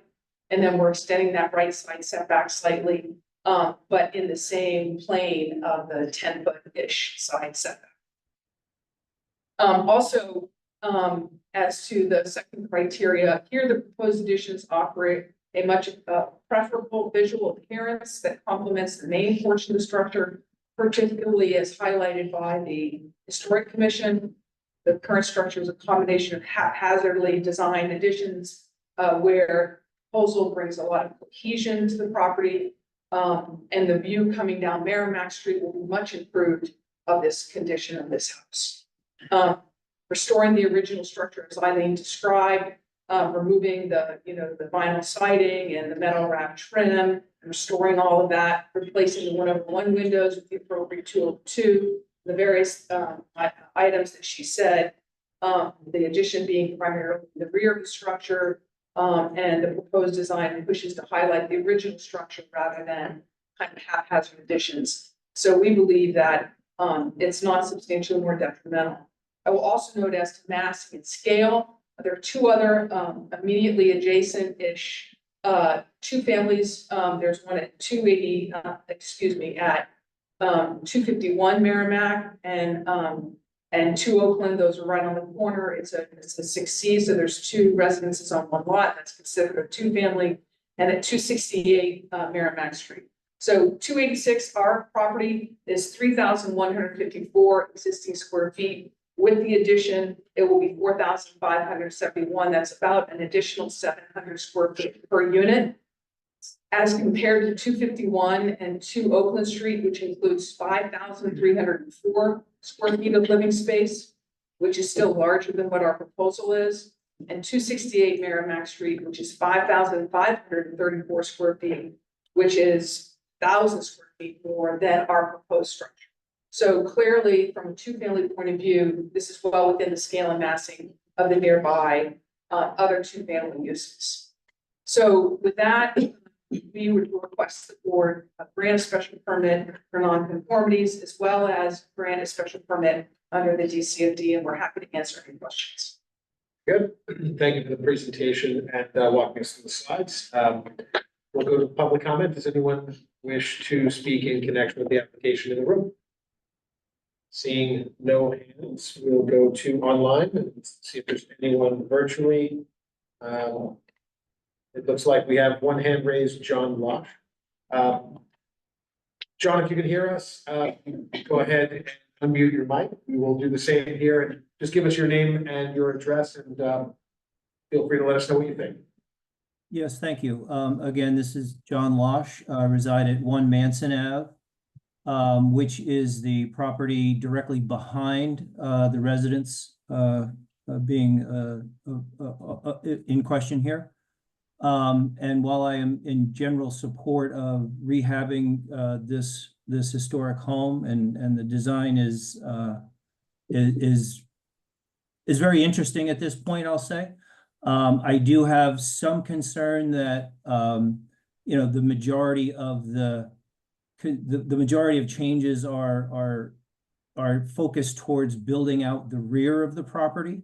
So I had one question in particular about how far additionally the rear addition will extend towards the rear property line. And also kind of the massing and the height of that addition seems rather ominous as I sit on my front porch at the rear of the property. Was there anything further, Mr. Losh? That's it right now. Thank you. Very good, thank you. Anyone else wish to speak in connection with the application, either in the room or online? I'll go ahead and close that, and we'll go to questions from the board. Does anyone want to lead off with questions, Mr. Giffen? What did the historic folks say about the two chimneys? We talked about that, sure, as you can imagine. They didn't have an issue with it because they were later added and they don't offer anything. There's nothing inside the house. There's no, right. So they understood they were used for utility purposes. They didn't have an issue. They were very happy that the ones on the main roof were staying. And those are historic. Well, they're there. The tree. I went on that Zillow, seems to be a tree maybe on the property line. Right. Is that on the sidewalk? It's very hard to see. So is it on the sidewalk? So John, the tree warden has gone out. We've gotten extra comments from them relative to that. They're not worried about the driveway. Is it on the sidewalk? It is beyond the sidewalk, actually. He did talk about how it could use some limbing, and he was fine with that. That tree didn't allow, is that correct? Yeah. Yes, so we stood underneath that, and he spoke to that was okay as far as visibility, et cetera. And thus, we had originally proposed two trees directly from the house, and we eliminated one, and his suggestion just for more visibility. So you'll see just one to the right of the front door there, and in that same lane as beyond the street. They're gonna allow the sidewalk to be flat. Is a tree disrupting? Yes, no, he saw that as being fine for running the same, with, 10 feet, in there of paving to go for hardscape. But he was okay with that obstacle, even no comment. We just, Okay, thank you. Thank you. Any other questions?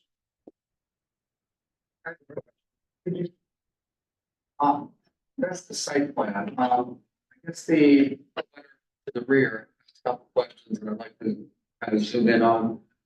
So, currently the building is how close to the back lot line and how much would you go growing back there? Sure. So the existing condition is 50 feet, 50.5, so 50 and a half feet, 50 feet. 0.5. And the proposed condition is 47.3, so 3 feet. 3 feet, Right.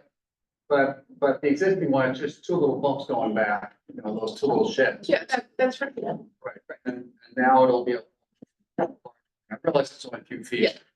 That's right. And you also asked about the height, how, because that was a little, this house is already kind of oversized, it's over the 25-foot limit, as you point out. Right. You're 27 and change, I think you're proposing to go like 31.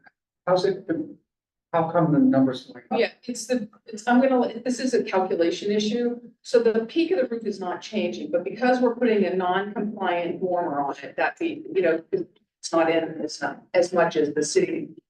If you want it to be exempt, it now adds to the height. So, right, so you want to.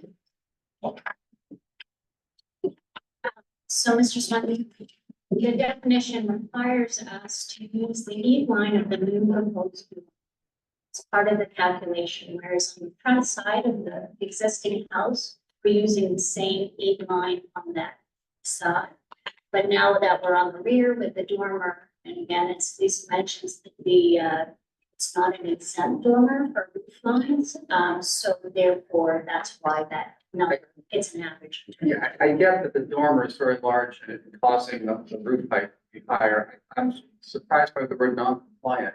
Does that dormer comply with the house? There is a dormer type, and we have stepped it back from the exterior facade of the building, a certain dimension that is required, that is called an exempt dormer to calculate the roof. So it's not that it's non-compliant. They're either exempt and you don't have to calculate it with the roof line, or they're not exempt and you have to calculate it. But it still meets the 3.5-foot setbacks on the side. I had another question, which was, you say on your last slide that the house currently has 3154 square feet of living area, and yet the assessor's record says that's 2701, so I'm kind of confused.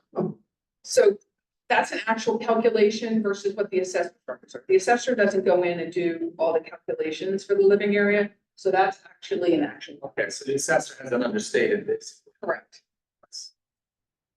And my other last question is, I understand those two little sheds in the back are nothing historically to speak of, but the larger addition in the back, that's being proposed for demolition. What is the age of that? Do you have any idea? We don't know the age of it. It was not original to the house, but it's sometime it went on that's older than, 100 years, right? And So the house was built in approximately, what was the house? 1874. And then that large, the shed addition in the back, the long one, that was built subsequently? Correct. But we All don't know when. Thank you. Yes, no other questions. Very good. Thank you, Mr. Swan. Any other questions? So with respect to the height, just to follow up on what Mr. Swanton had asked. The height is something that is part of the special permit for non-conformities, correct? Correct, you have because the an upward calculation is extension. different. Correct. Either, is it actually an upward extension or is it just for the purposes of the calculation as you were describing it? Correct. It's not an upward extension. It's just the calculation. The peak is not changing, Right, right? The eaves are not changing. But we have a new definition, 5 years, 7 years on dormers and how you calculate height with a dormer, which is not exempt. And so the actual height of the building is not changing. but the ridge line is what, is the ridge line, no, that has nothing. Ridge line is not changing, Okay, right? Not changing. The only thing that happens, if you could go back to the other plan, the other application page. So I was trying to think where you should.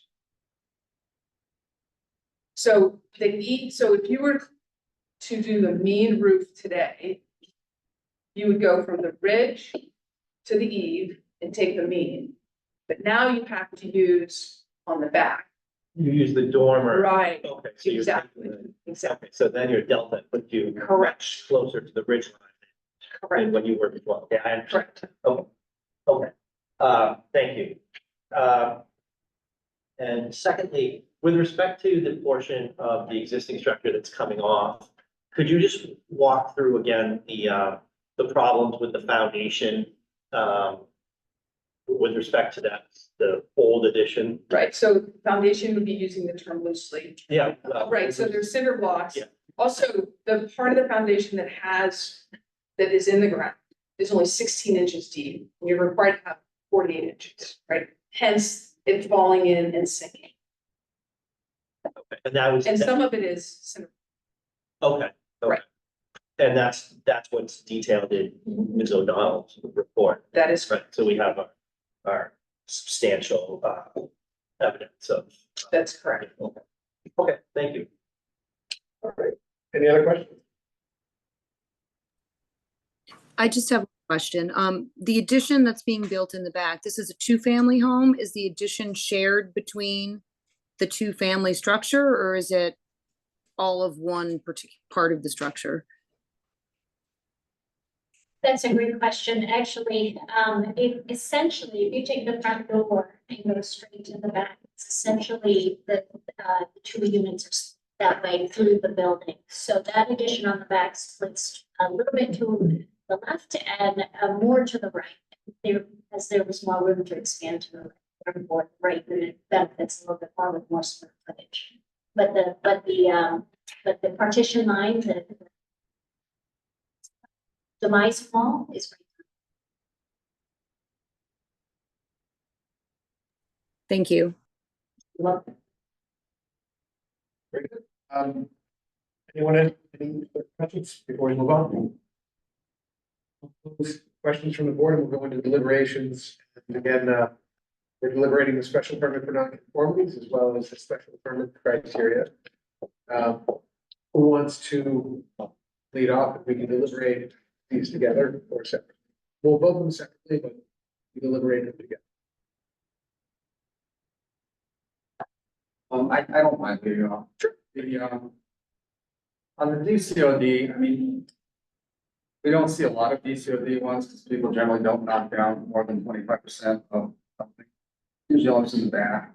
This one, the tubal structures in the back are really sad.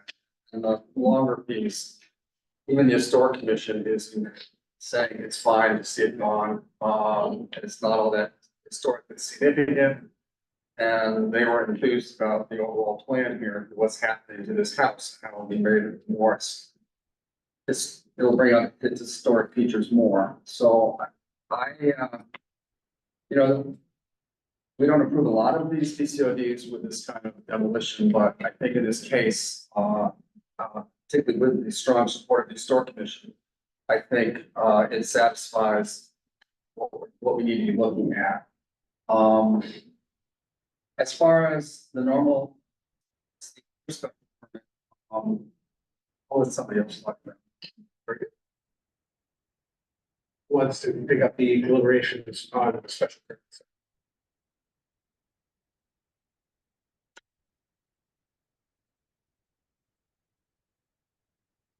Larry? Sure. Thank you. Well, it doesn't appear to create any need on these. If I'm wrong, but I believe that. And then I don't see that it's detrimental to the neighborhood. I have some- it's a positive addition to the. Getting into the DCOD again, returning this house to its more historic features is certainly a plus. Adding value to the neighbors and to the neighborhood. And then removing some parts of this building that appear to be dangerous. It would be good for the. Any further deliberation? Okay, having deliberated on both the special permit for nonconformities and special permit, I'll close deliberations and invite a motion. We'll take these separately, so, deliberate. PCOD. Oh, I thought I heard deliberation on the special permit. If I didn't, then I think that's what Larry, had just discussed. Did you PCOD special? Ken did that. We needed the special permit regulation, right?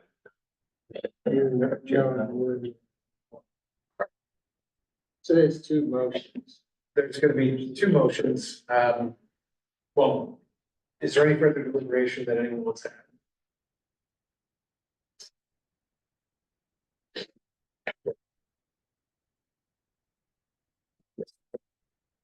Yeah, we don't have to enumerate the nine, also that make reference, we can incorporate by reference.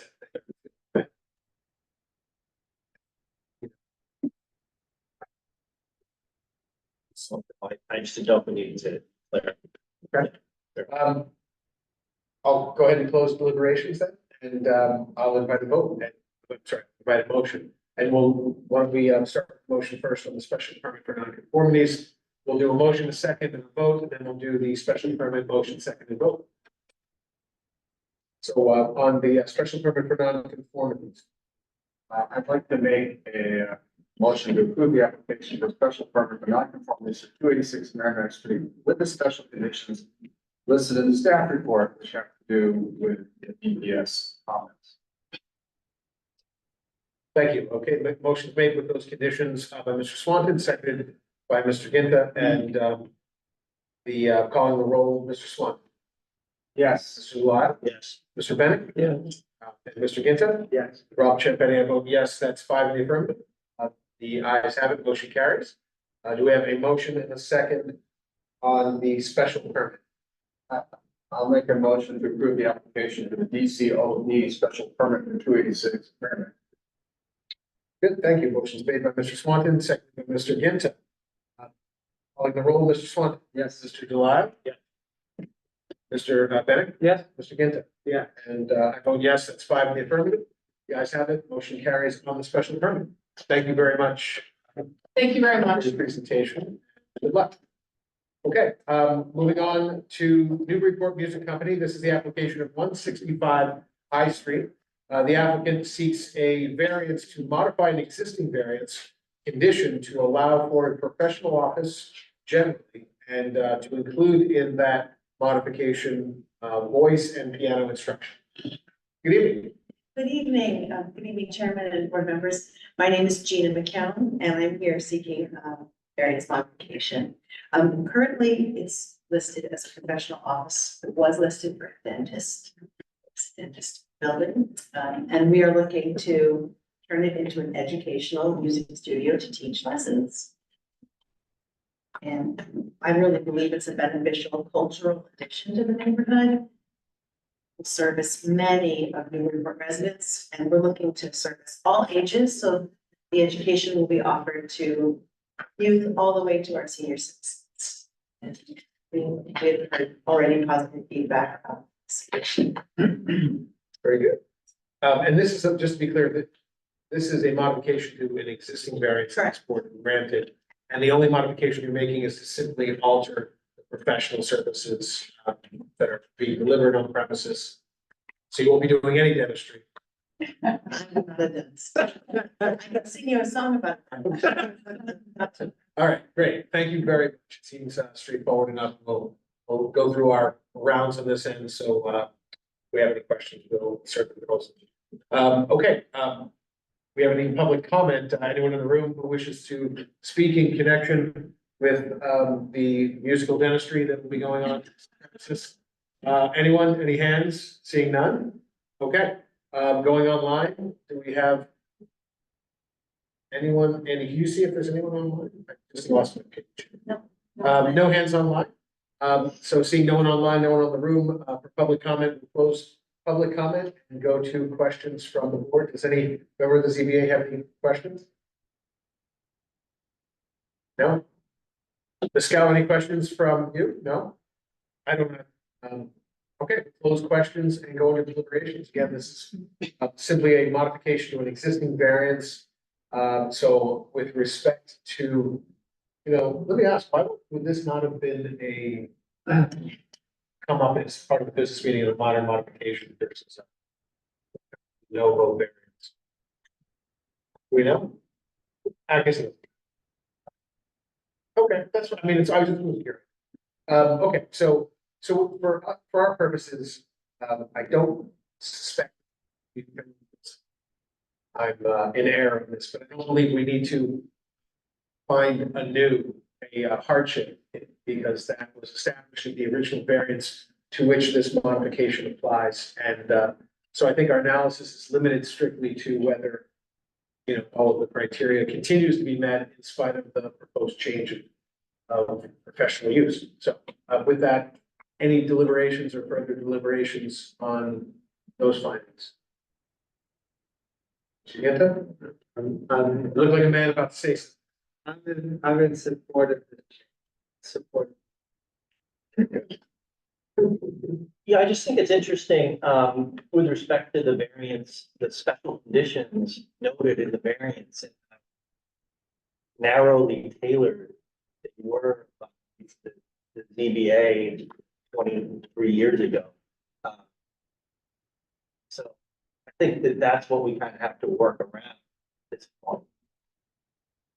What was the actual date, the original date? 2001.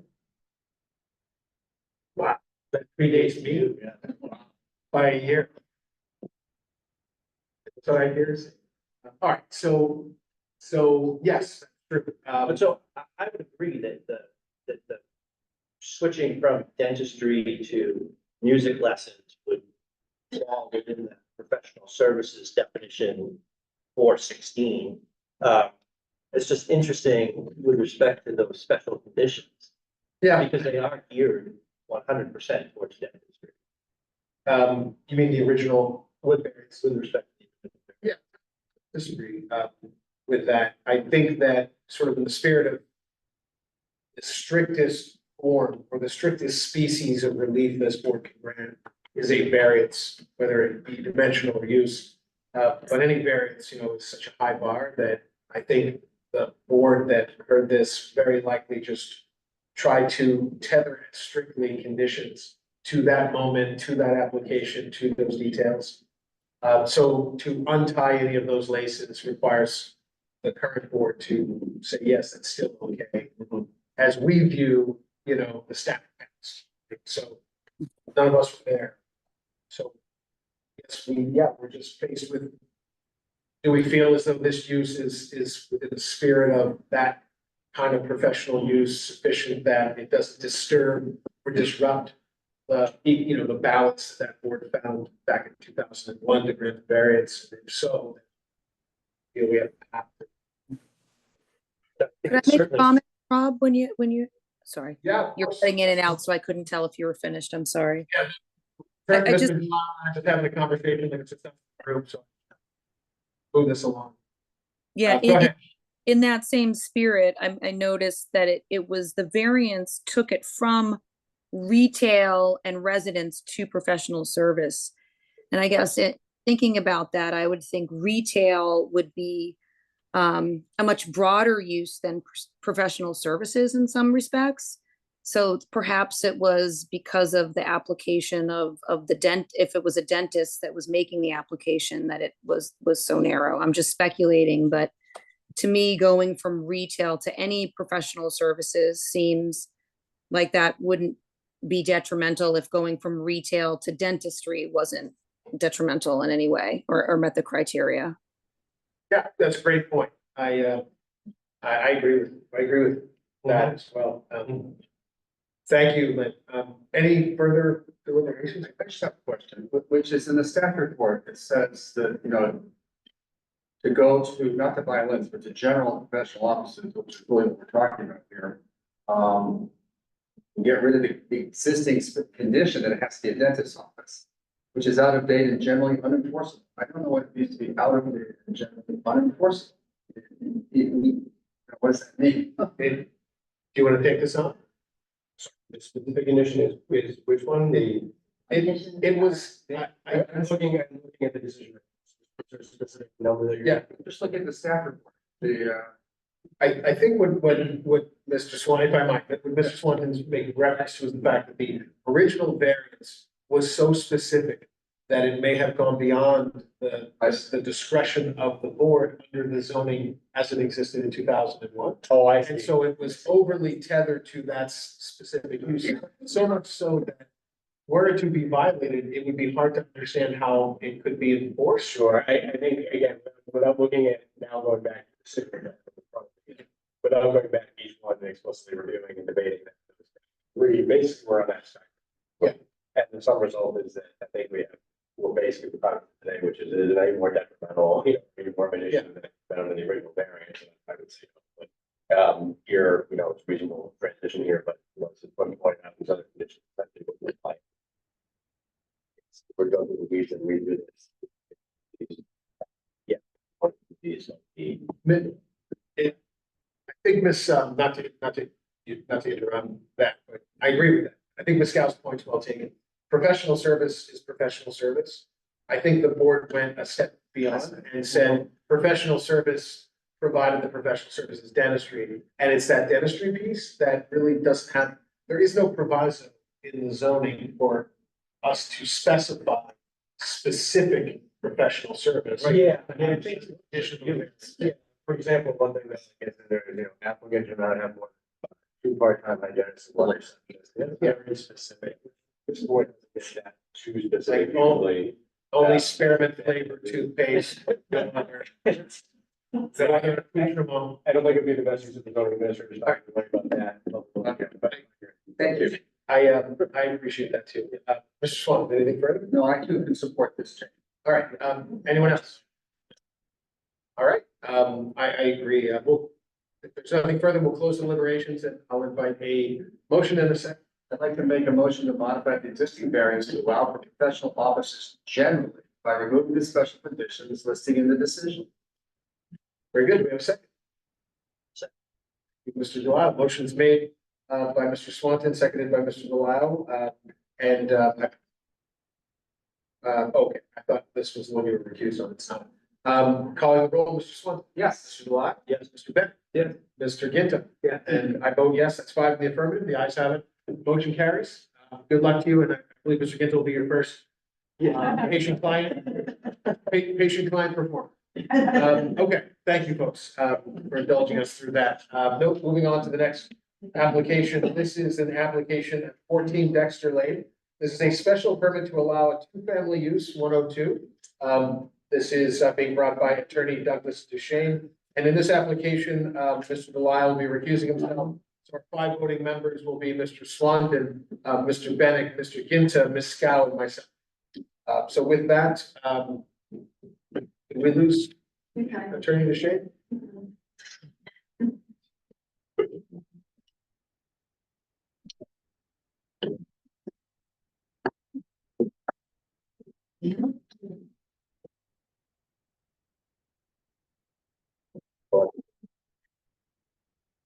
Is he not in the hall? Oh, sorry. Oh, okay. What you said? Sorry, thank you, Attorney DeShane. Oh, no, I'm sorry, we didn't realize. No, quite all right. You're pretty quick on that. Good evening. Mr. Chairman, members of the board. And just for the record, voting members are myself, Mr. Swanton, Mr. Bennett, Mr. Ginta, and Ms. Scow. If I could go to the next slide, please. Douglas, for the record, Douglas DeShane from Finner and Nicholson representing, Mr. True, owner of the property. Adam True is here with me this evening, and, Millennium Engineering has done all of the engineering and plans, for the project. Next slide, please. As a project summary, Mr. True has created a combined lot by combining the lot at 14 Dexter Lane, which is a 9,148 square foot parcel with approximately 2 acres. It was cut from the rear of 203 High Street, creating a combined lot of 87,448 square feet. So we have a very large lot. What my client would like to do is to raise the pre-existing non-conforming home on 14 Dexter and construct a 2-family home on the combined lot. I will remind the board that we are in fact in your 2-family zone. So it is an allowed use by special permit within the zone and within the lot as created. As determined by the zoning enforcement officer, we're required to obtain a special permit from this board for a 2-family use. Next slide, please. As I mentioned, the existing conditions are such that we now have a lot of 87,448 square feet, where 30,000 is required. And we have 85 feet of frontage, where 75 feet is required. So we meet the lot and frontage requirements. Next slide, please. So just to give you an idea, what I've done here is I've shown you, this is the assessor's map for Dexter. And you can see that I've circled or colored 14 Dexter in yellow. So that is the lot that was purchased on Dexter, which has an existing home. Next slide, please. Here, what I've done is I've yellowed the property at 203 High Street. And essentially what we did is, as you can see from High Street, the lot is narrowed, a narrow strip, and then it expands. We essentially cut the lot where it expanded and created a A&R plan that generated a just under 2-acre parcel.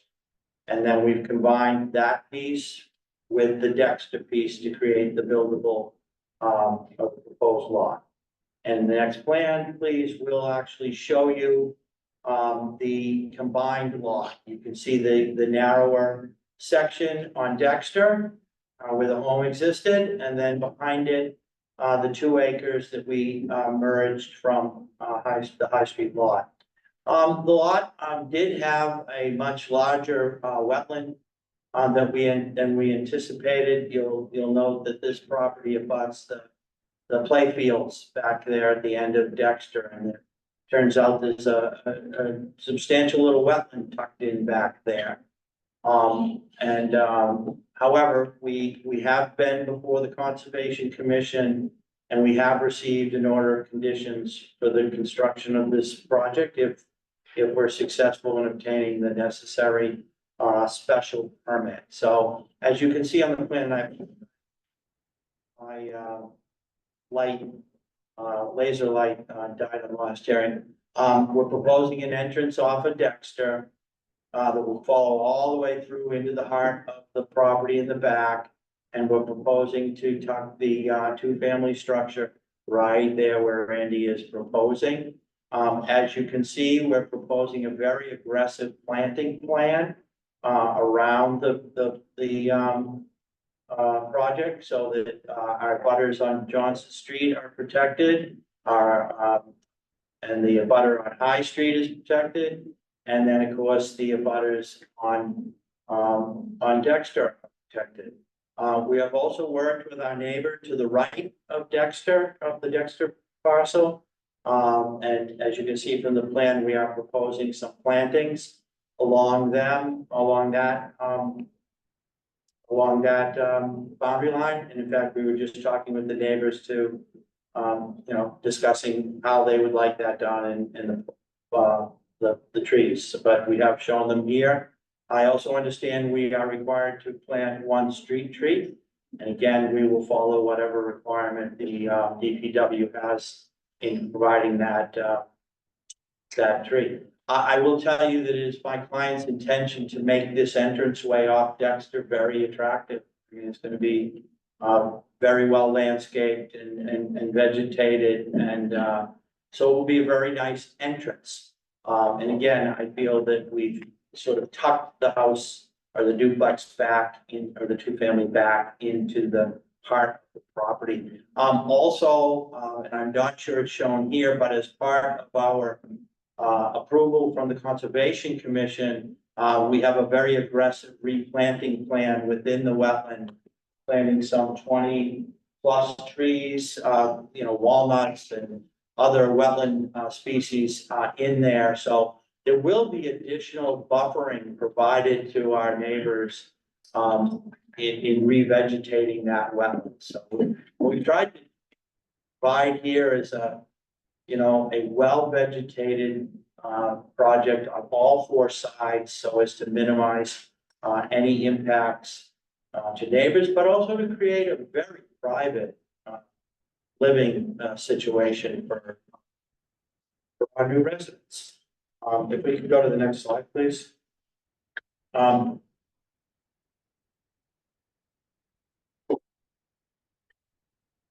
So I just blew up the zoning table, so it would be easy to see here. But as you'll see, we're exceeding all dimensional requirements. And I do want to give you one, not an update, but a clarification.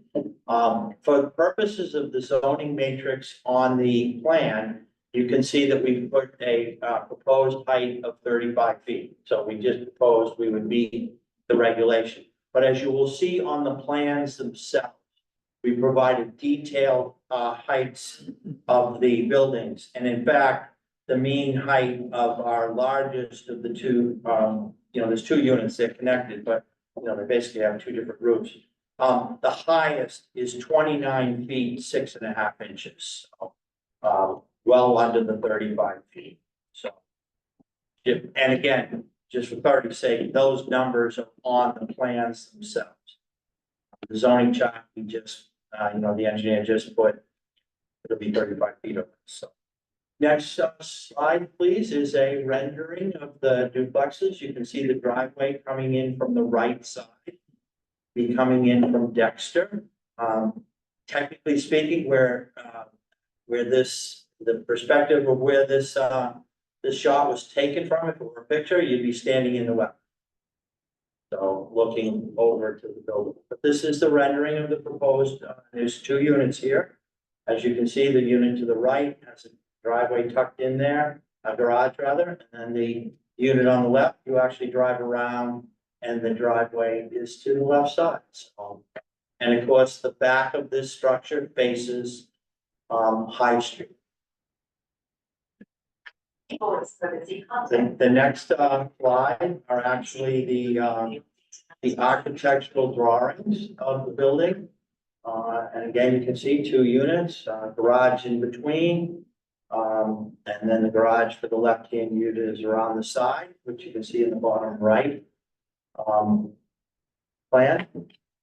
The next plan gives you the design from the dead front of the building. As you can see, it's very symmetrical.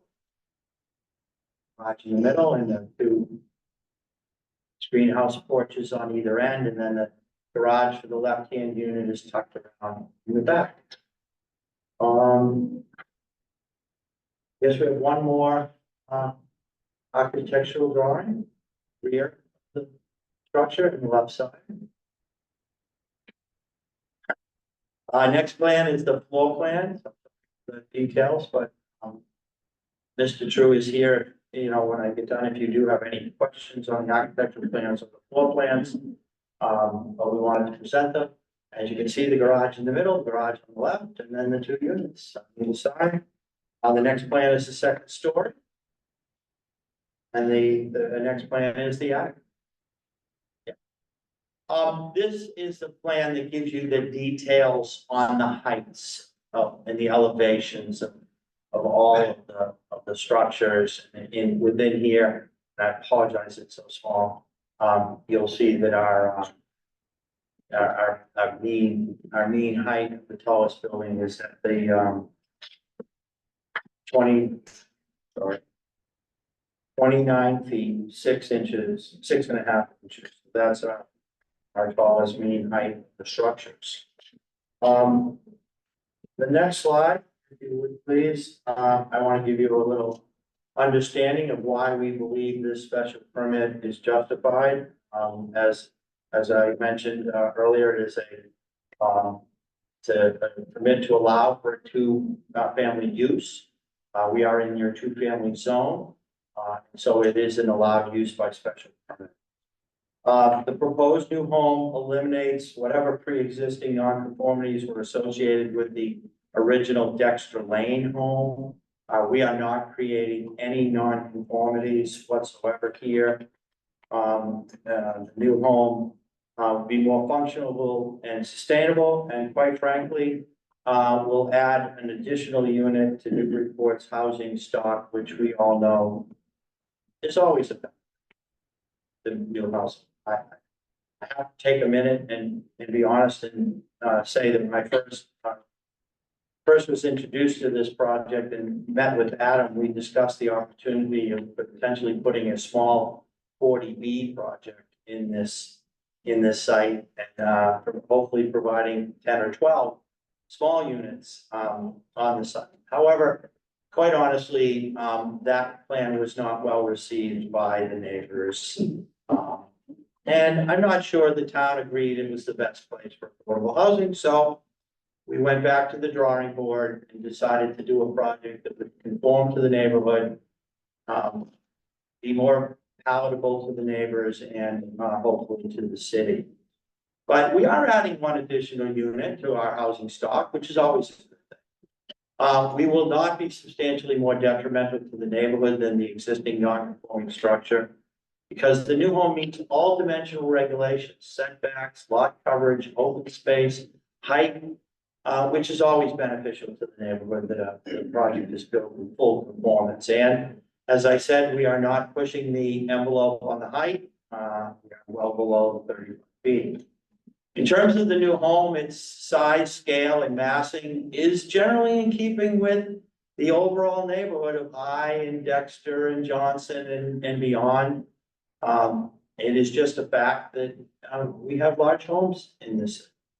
But we believe the way we've designed it and tucked it in is really going to be keeping with that neighborhood and will not be detrimental to our neighbors. There are a number of two-family homes in the neighborhood. In fact, I was talking with Adam earlier. I understand that Johnson Street, which is the other side of Dexter, we're in between the two, is in fact 2- and 3-family structures. So again, we're not out of line being a 2-unit here in this 2-unit zone. The new home will be significantly more aesthetically pleasing than the existing home, which was a very nice, modest home, but cannot be compared to these. It'll be substantially more valuable, therefore increasing property values in the neighborhood and increasing property taxes to the city. The new home meets all environmental regulations.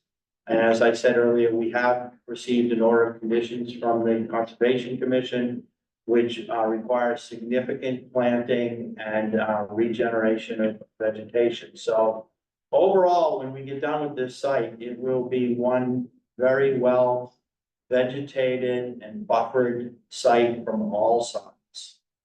And I know when we were meeting with the Dexter Lane folks talking about a possible 40B there, one of their biggest concerns was that folks on Dexter, in addition to their driveways, do rely on on-street parking on Dexter. So they were concerned, of a multi-unit project being brought to the street, what that would mean in terms of traffic, additional parking on Dexter, and, just impacts and pedestrian safety. With this design, where we're putting these two homes back into the, lot, we have more than sufficient parking. There will never be a need for anyone in these homes to park on Dexter Lane. And at the same time, while we might be generating the additional traffic of one new unit, given the way the driveway is structured, it's not going to have a detrimental effect on Dexter. And again, I think the fact that we'll be reducing parking along Dexter is a benefit for the neighbors that are on Dexter. There'll be more parking available to them. So with that, I'm happy to answer any questions you have. I know Mr. True is here. If you have any questions specifically concerning the structure of the architecture. And with that, thank you very much for your time. Thank you, Attorney Shades. We'll close that portion of the public hearing and go to the public comment in the room. Anyone who wishes to be heard, just kindly raise your hand. Yes, please.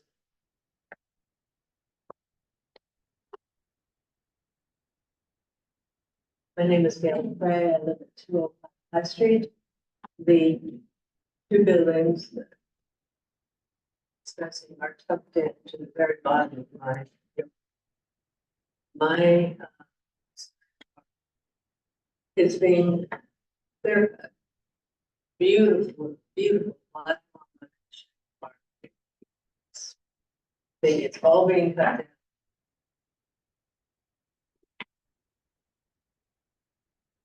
And the other thing is, I'd like to know what these are buffer trees.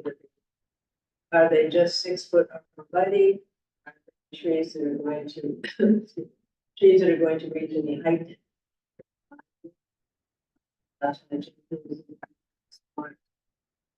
Also, the property is two buildings have been crushed into that corner. And there's an enormous. Thank you. Anyone else in the room wish to be heard? Seeing no further hands in the room, anyone online wish to be heard? I see no hands online. We'll go ahead and close that portion of the public hearing and go to questions from the board. Anyone want to start off with any questions for the applicant? Yeah, yes. Forget that. So could you address the trees that was brought up by the neighbor? If we could, so the trees we're discussing, if you look on the plan, 205 High Street. Well, actually, you can barely see that house up on the top of the plan at this point, right there. So that is, I believe, your home. Yes. Okay. So that house, as we've measured, is about, Adam, can you read this? Your eyes are probably better than mine. 280 feet, okay. And then Adam, if you could discuss what you're proposing along that property. Yeah, so, Adam True, applicant at 14 Dexter. Just wanted to clarify so that the plan, it would be hard for you to see it because you can't pan the scroll, but on this plan, it shows 8 to 10 foot green arborvitaes, green giant arborvitaes planted at 6 foot centers. So we did kind of So there's address, a billion of green giants, is that what you're planting? yes, So they will grow to 20 feet. Probably. potential. And watering. So watering them, we already kind of talked about how we make sure to We brush. water them for the first year. Because I can. establish. We will water them and ensure that they survive, if not, they'll be replaced. And I still question, do you really need all that? It's enormous. The driveway just served the design that we really crafted here to, you know, But you're cutting We have a down lot of so many trees to create that. Beautiful trees. kind of just how the design laid out. If I could respectfully just regain just the flow of this evening, thank you. I don't mean to shortcut those comments. It's a conversation and this is part of the process. So thank you for that. You asked questions that I think one of us might have had respectful tree. If we can get back to Mr. Kinto, did you have, having heard that, Yeah. that dialogue, any Well, further questions? Yeah, I just wanted to dig a little deeper. So it's wetlands, if you will, from the left side of the driveway all the way to the ball. Approximately, yes. Is the forest going to remain there? Is there any reason to cut those trees down? No. Yeah. So that will still stay a wooded area. Yeah, and in fact, we're planning an additional 20 plus trees in here. Yes, with the order of conditions and the plans that Conscom has, each tree was identified on the parcel that's going. And each tree that's going back in its kind and its place was also identified with the plan. So we took the time to take anything outside the 25-foot buffer and all the trees we are cutting. So mark and locate them and they're being replicated. No. Okay, and then, so your driveway is going through where presently, or maybe it doesn't, a house exists. Yeah. Have we heard from the neighbors that live on either side that now are gonna have a driveway between the houses? We've heard from them, we've been talking with them, working with them, in fact, In fact, They're one of them's happy that they have a driveway there instead of a house. That have a house, so that's positive for them. Positive, yeah, And space. will there be a lot of landscaping? Yeah, at the entryway, we plan to do some granite work and some other landscape elements, maybe protect mailbox, things like that. and again, we've talked with the neighbor to the left about those trees that are to be planted between the driveway and. Yeah, and I guess it would be worth us noting that we may work out further landscape screening with the neighbors. So what you see here may be not the extent of it, but it may be.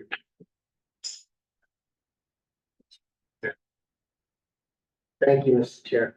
Thank you, Mr. Genta. Any other questions? I have a on- question.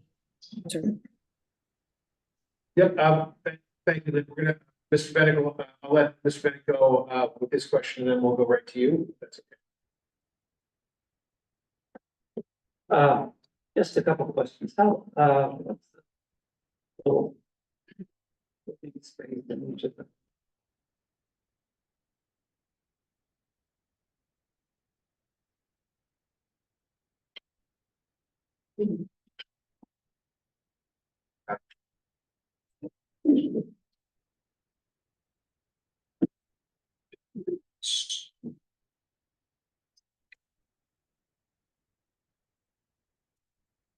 So unit A is 3,500, sorry, unit A is 3,695 total square foot. Unit B is 3,693. And you mentioned approval from the Conservation Commission. Did you identify that plan on the screen now trees that are required to be planted? That it's the plan. That's pretty common on that. Yeah, we actually have a separate tree planting plan that went with the order of conditions. It's not in this file. Yeah, it would really just be, yeah, I mean, we're. I got you. I understand. I understand that. Just generally speaking, where would the commission requiring you to plant additional trees and other plantings, just generally speaking? See the hatch mark? Yeah. That is right, that is in fact, we've labeled it, proposed, sorry, The mitigation, mitigation planning area. So the trees that we're cutting to the right to make room for the houses are being replaced within that hatched area as required by the conservation commission. See, we can't go in the wetland. I understand that. So you can see where it's sort of in that Yeah. crown around the buffer. So that will get quite dense, or will remain quite dense. And can you describe the plantings that the Conservation Commission? yes, they have us putting back in lower shrub like native plants, blueberry. I can't remember all the exact things. There's a bunch of native plants that they're putting back in. And then also putting in white oak and shagbark hickory. And maybe a hard maple or walnut. Yeah, it's like 4 species. Okay, thank you. Very good. Lynn, did you want to go ahead and ask your questions? Thank you. Yes, thank you. My question is, just as a legal matter, is this plan meeting the requirements of both zoning districts? Are there any differences between the R2 and the High Street, region that this falls into both of them, that it wouldn't meet for one or the other? I just want to make sure that when we're looking at it, that we're meeting the requirements of whatever the effective governing rules are. It is my understanding. Jennifer Blanchet, zoning administrator. When initially reviewing this project, the first thing we looked at was the distribution of this lot and the fact that it does fall within 2 distinct zoning districts. Given the entirety of the developed portion, meaning that's improved with structure, it was my opinion, which was supported by a legal opinion that we got from city's legal counsel, that the dimensional controls and the lot size and frontage requirements were that of the HSRB, and that the fact that the actual frontage falls within the R2 is not relevant. That's an existing lot, it stays, and this developed lot, which is in the HSRB, has the requisite frontage, despite being in another district. So I hope that answers the question. Yes, I think it does. So this meets all the requirements of the HSRB district, this project as proposed. Yes. Thank you. Thank you. I don't have any other questions. Thank you. All right. Thank you very much. Any other questions? Have any questions that already did? Thank you to our zoning administrator as well for conveniently being in the room. I'll close that portion of the public hearing and let's go to deliberations. And this is the special permit. So who would like to jump in and begin the deliberations and the criteria for a special permit to allow the 2-family use of 1 and 2? I'll start. It's a little different than our usual application where we're looking to see if something is non-conforming and new about it. This one's conforming in all respects. Is this 2-family use allowed in this? It is. They're proposing a 2-family use now.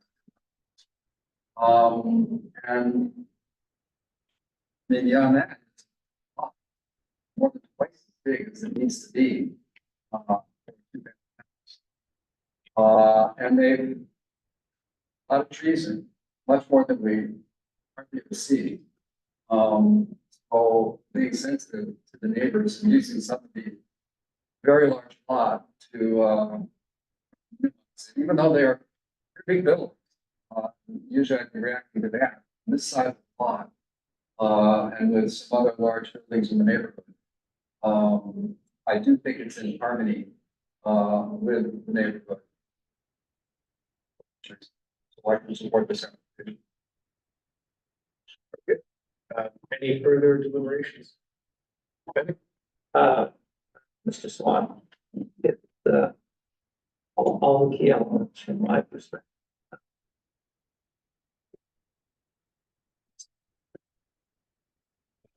Anything further? It's what, yeah. Ms. Scout, any further deliberations before I close? No, I would concur with my colleagues and what has already been said. Great, I agree as well. So close deliberations, and do we have a motion to approve and a second? I'll make a motion to approve the application for the special permit for 14 Dexter Lane with the special conditions listed in the statute about the need to plant one street tree. Motion's made with the special condition for DPS recommendation for the planting of street tree. Do we have a second? Second. And Mr. Ginter or Mr. Bennett. Second, motion's made and seconded, calling the roll, Mr. Swanton. Yes. Mr. Bennett. Yes. Mr. Ginter. Yeah. Ms. Scout. Yes. And I vote yes, that's 5 in the affirmative, the ayes have it, motion carries. Thank you very much, good luck to Well, you. thank you for your time, Yep, have a good evening. consideration.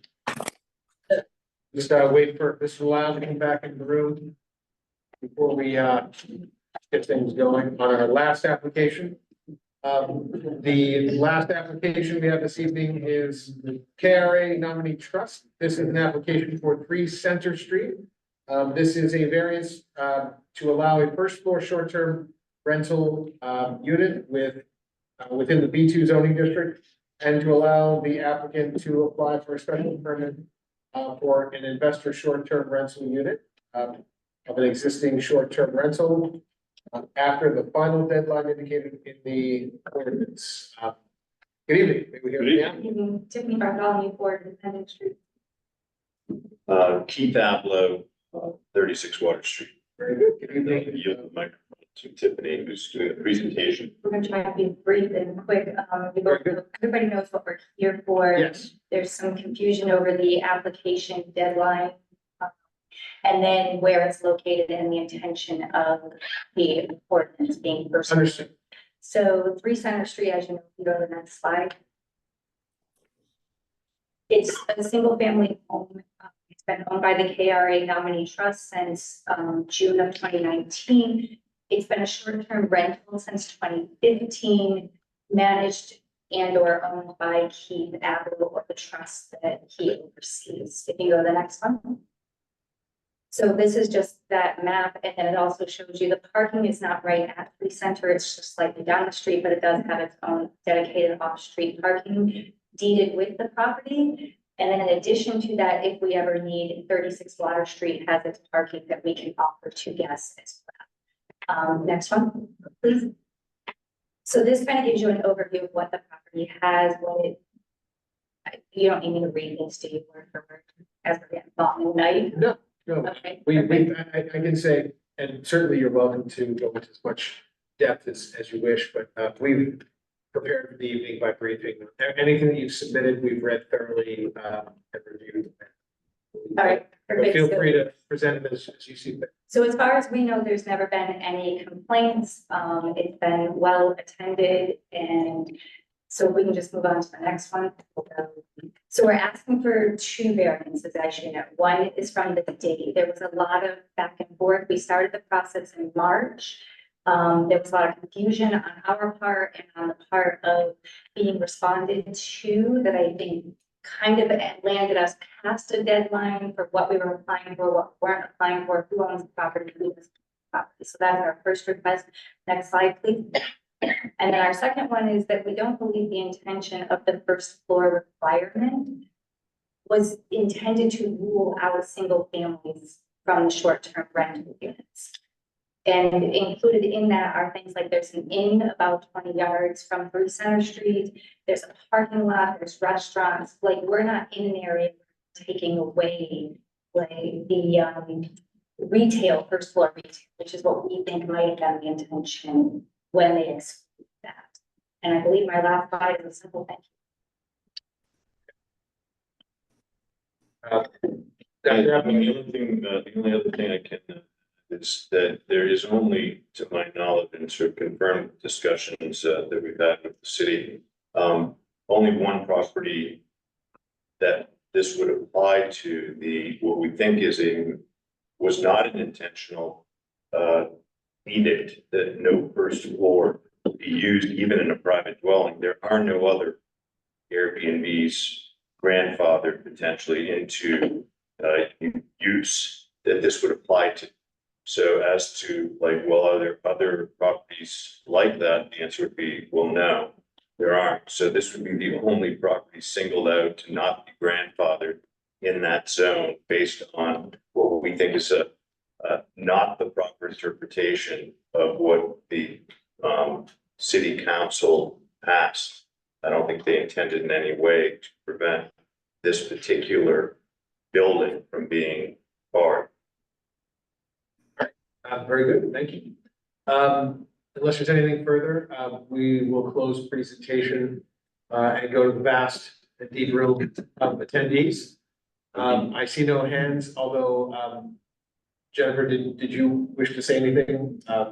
Being the only seat being occupied. I mean, we're very, I mean, feel free.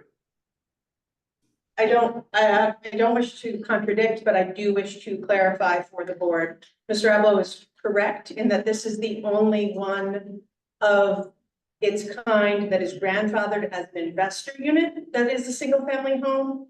That does not mean that there are not other single family homes within the B2 that might look to be a short-term rental unit, but they would have to be owner occupied. That is different than the investor unit, which the trust is applying for here, so. But which I do think we can confirm. Which, yes, and so I want, you know. It's the only investor. It is the only investor, STRU, in a single family. And an owner occupied STRU wouldn't require any relief from this. They too would require a variance in order to, and that's why I want to make that. Because of the first. Because of the first. Got it. There are not many, but this is not the only one, but there are very few. I think that would be an accurate statement. Thank you. Can I just ask a follow-up question? I might be speaking out of turn. No, we're. They would, the non-investor owned STRU would require just one variance, correct? Because they wouldn't be required. Exactly. That's the. Exactly. The time hurdle. Yes. Correct. This one had the two and, you know, it seems to have caused a bit of confusion through the process.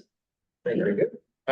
Just to formalize it, I don't see anyone in attendance online, so we'll close public comment and we've already started questions. Oh, there is, I'm sorry, there's a person. My apologies. Do we have any comments or questions from our online attendees or attendee? Seeing no hands raised, I'll close the public comment portion. We've begun questions from the board by Mr. Lyle. Anyone have any further questions? So there was a deadline to have your investor SRU application in. My understanding is that you did approach the city before that deadline, but then you got this problem of what you have first floor. Is that the sequence? Did you go talk to them before that? Or were you trying to meet the deadline and then you ran? Yes, we started the process in March. It was my confusion when it asked for who the contact information. I put he, but that's not the owner of the property. So that started a whole confusing domino effect of who owns it, who the contact is, and then it was informed that, okay, we're doing the wrong thing, and so we had to go back through and redo it, and then at that point, we were right. Because of the first floor issue? The first floor issue came into play. There's, a lot of commentary back and forth, and our belief that the first floor wasn't meant to take away a single family house. Well, I mean, to me, it is significant that you did try to meet the deadline, but then you ran into this issue. So, I mean, that's normally, we have a deadline there, but we don't. The city council put a deadline in place for a reason.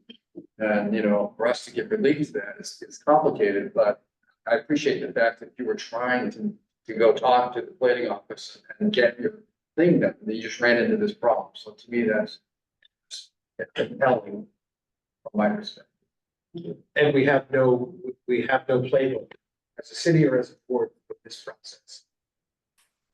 This is the first example that I'm switches became irrelevant. I have another question, which is if we were to granted variance, we were to agree with the supposition that, well, the city council wasn't trying to block this kind of thing. They were trying to stop various restaurants and all from emptying out and being filled with, short-term rentals. I get that. If we were to go on with that, and give a variance for your first floor use that you're currently doing, and give you a variance for missing the deadline because you ran into this issue, we took that into consideration. Would you still just have a 3-year fuse, Yeah, just want to be very clear. So we're talking about a 3-year, that doesn't change. Just, this is all new ground for us. Great question. Thank you. Mr. Ginder. When's the last time this was used as a single family house? Do you know? Yeah, so that would be, is a single family home occupied by the owner Yeah. or Or- I guess, Either or, I mean, a single family home. Even as a rent. One of the slides says you've owned it since 2015 and you've been renting it. since right, and the last 2015, time that's would be a lot. 2014. Yeah. So it's been in this use for long. 10 years, yeah. And as much as I respect city council decisions, your intent was there to try to get your paperwork, but you're also, if you will, out of business in 3 years anyway. So even though you missed the deadline, you're running on short time. So, That's correct. but I get it. They don't want the restaurants to all change there. So. We buy ourselves candles. Exactly. You have an interesting dilemma here. Yeah. Very good. Any other questions? Lynn, any questions on your end? Any further questions? No, I guess I want to make sure that we can grant the relief via variance despite these two deficiencies. I guess that's this deficiencies which were, I guess supported by the legal opinion. Yeah, I mean, I'll just address my opinion and you and I suffer the same unfortunate foible of being attorneys and we're not in the exclusive company. We have others on board. So you and I have to suffer, we have to suffer through that. But in spite of that clear disability, as I look at it, I mean, we have our city solicitor having given us an advisory opinion. We are not just entitled to, but possibly even charged with the duty to bring to bear our judgment and scrutiny and exercise our discretion. Sometimes in spite of advisory opinions, to take it under advisement, but I didn't read it as an edict. I felt that, I think, I'm not sure who mentioned this, maybe it was Mr. Swanton, that sometimes even our city council, can't foresee everything, right? And I think that I agree with the supposition that it was a designed to keep storefronts and retail first floors and or restaurants from, cascading into the STRU use. So from my standpoint, it's just one member. I looked at it as though it is within our discretion to grant the relief being requested. And there is a process by which anyone, either the public or the applicant or others who are aggrieved by that can pursue the due process of, rectifying our decision, right? So if we're wrong, and sometimes we are, there's a process, someone could appeal our decision, but I feel like for me, and I think I'm slipping into my own deliberation, but it feels like a dolphin caught in a tuna net, that is unintentional. And it's not just our discretion, but sometimes our duty to try to understand what the spirit of the language was supposed to do. And I don't think, for me, I think it's within our discretion to do it, in spite of that legal opinion. That's just kind of where I came down. And I just wanted to share that. I'm not gonna make a soapbox out of it. I wanted to get that out just to share it, for whatever it's worth. But that's where I came down, when I read that legal opinion. Yeah, can I ask a question? That's gonna, maybe I'll let you go first. I'll defer to the chair. Oh, I was gonna see if I could ask Jennifer a question, just Yeah, to oh, yeah. speak about the difference. The difference that we have here, I think, with respect to the first floor issue and the timeliness issue, because the city solicitor speaks in terms of the timeliness issue as being into a use variance, which we're not permitted to grant. This board isn't permitted to grant, so. If I may speak, I don't wanna speak on the zoning administrator, but we did have a discussion with council about this, including a follow-up conversation, that letter, and I think perhaps I can speak to some of that. Well, wait, hold on. I don't want- I'm deferring to Rob. that- I want to bask in this moment. Never to be, but it feels, so this is what this feels. I'll let, maybe we'll hear from Jennifer first, and then I do want to, if you spoke about it, it's important for us to know, we have to get the spirit of the council, we get to speak with these human beings, right? And ask. I was just gonna ask if you could speak to that. Because we're in uncharted territory, we sought the opinion of the city solicitor. As Chair Jim Petty notes, it is just that, it is an opinion and perhaps their guidance. But you as the board and this, according to the city solicitor, you do ultimately have the power to determine whether this is more akin to a use variance or more akin to another kind of a variance. That is within your power to decide. I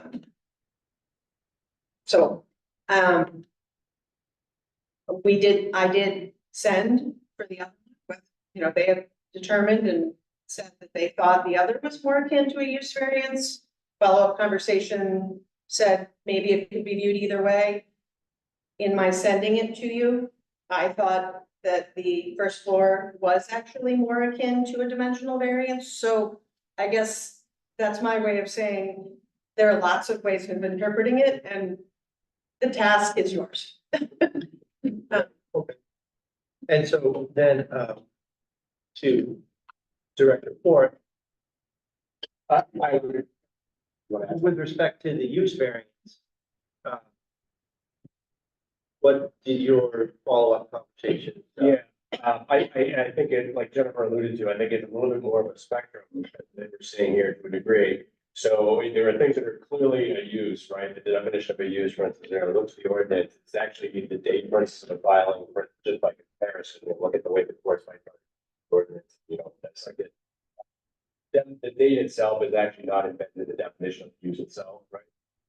I haven't seen that for a year, and just got city council with debate for short-term rental and region regulations.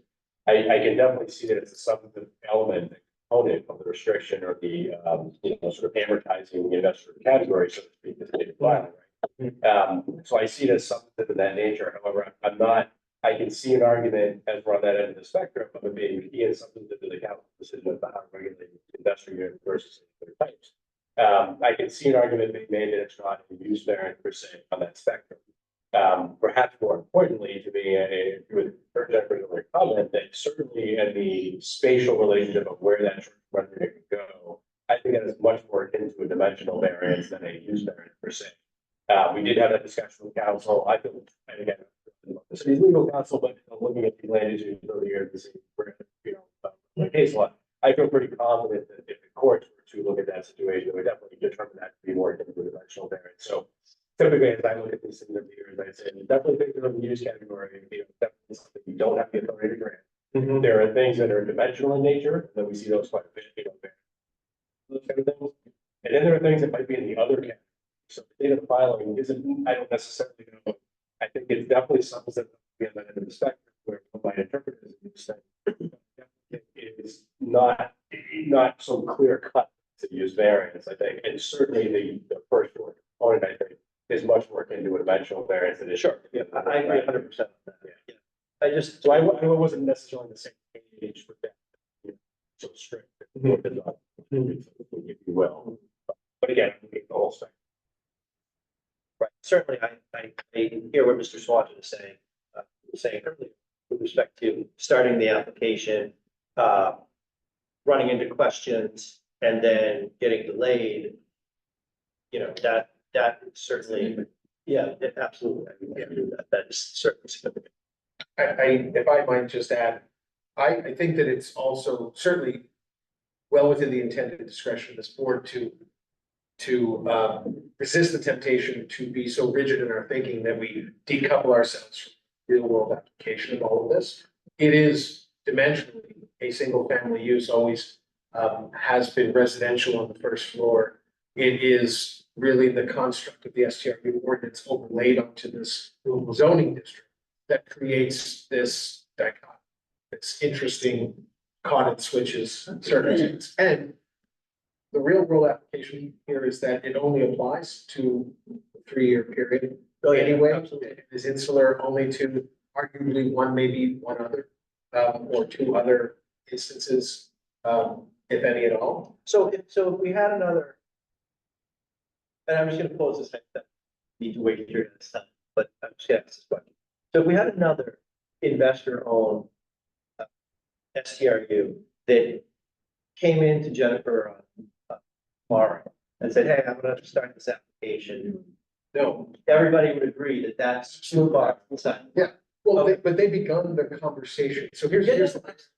Yes, but I just wanted to see. That's our distinction. A right line sort of test. That's great analysis. I feel the need to throw something else up, something I discussed, communicated with Jennifer on earlier today that I didn't bring out tonight. I'd like to make sure it's in the record. But I asked, are there other ones like this that came to you before the deadline and ran into this problem of, and I believe this is indeed the only one who came in at the deadline and ran into the first floor issue. So it's not like we're gonna get a flood of these things.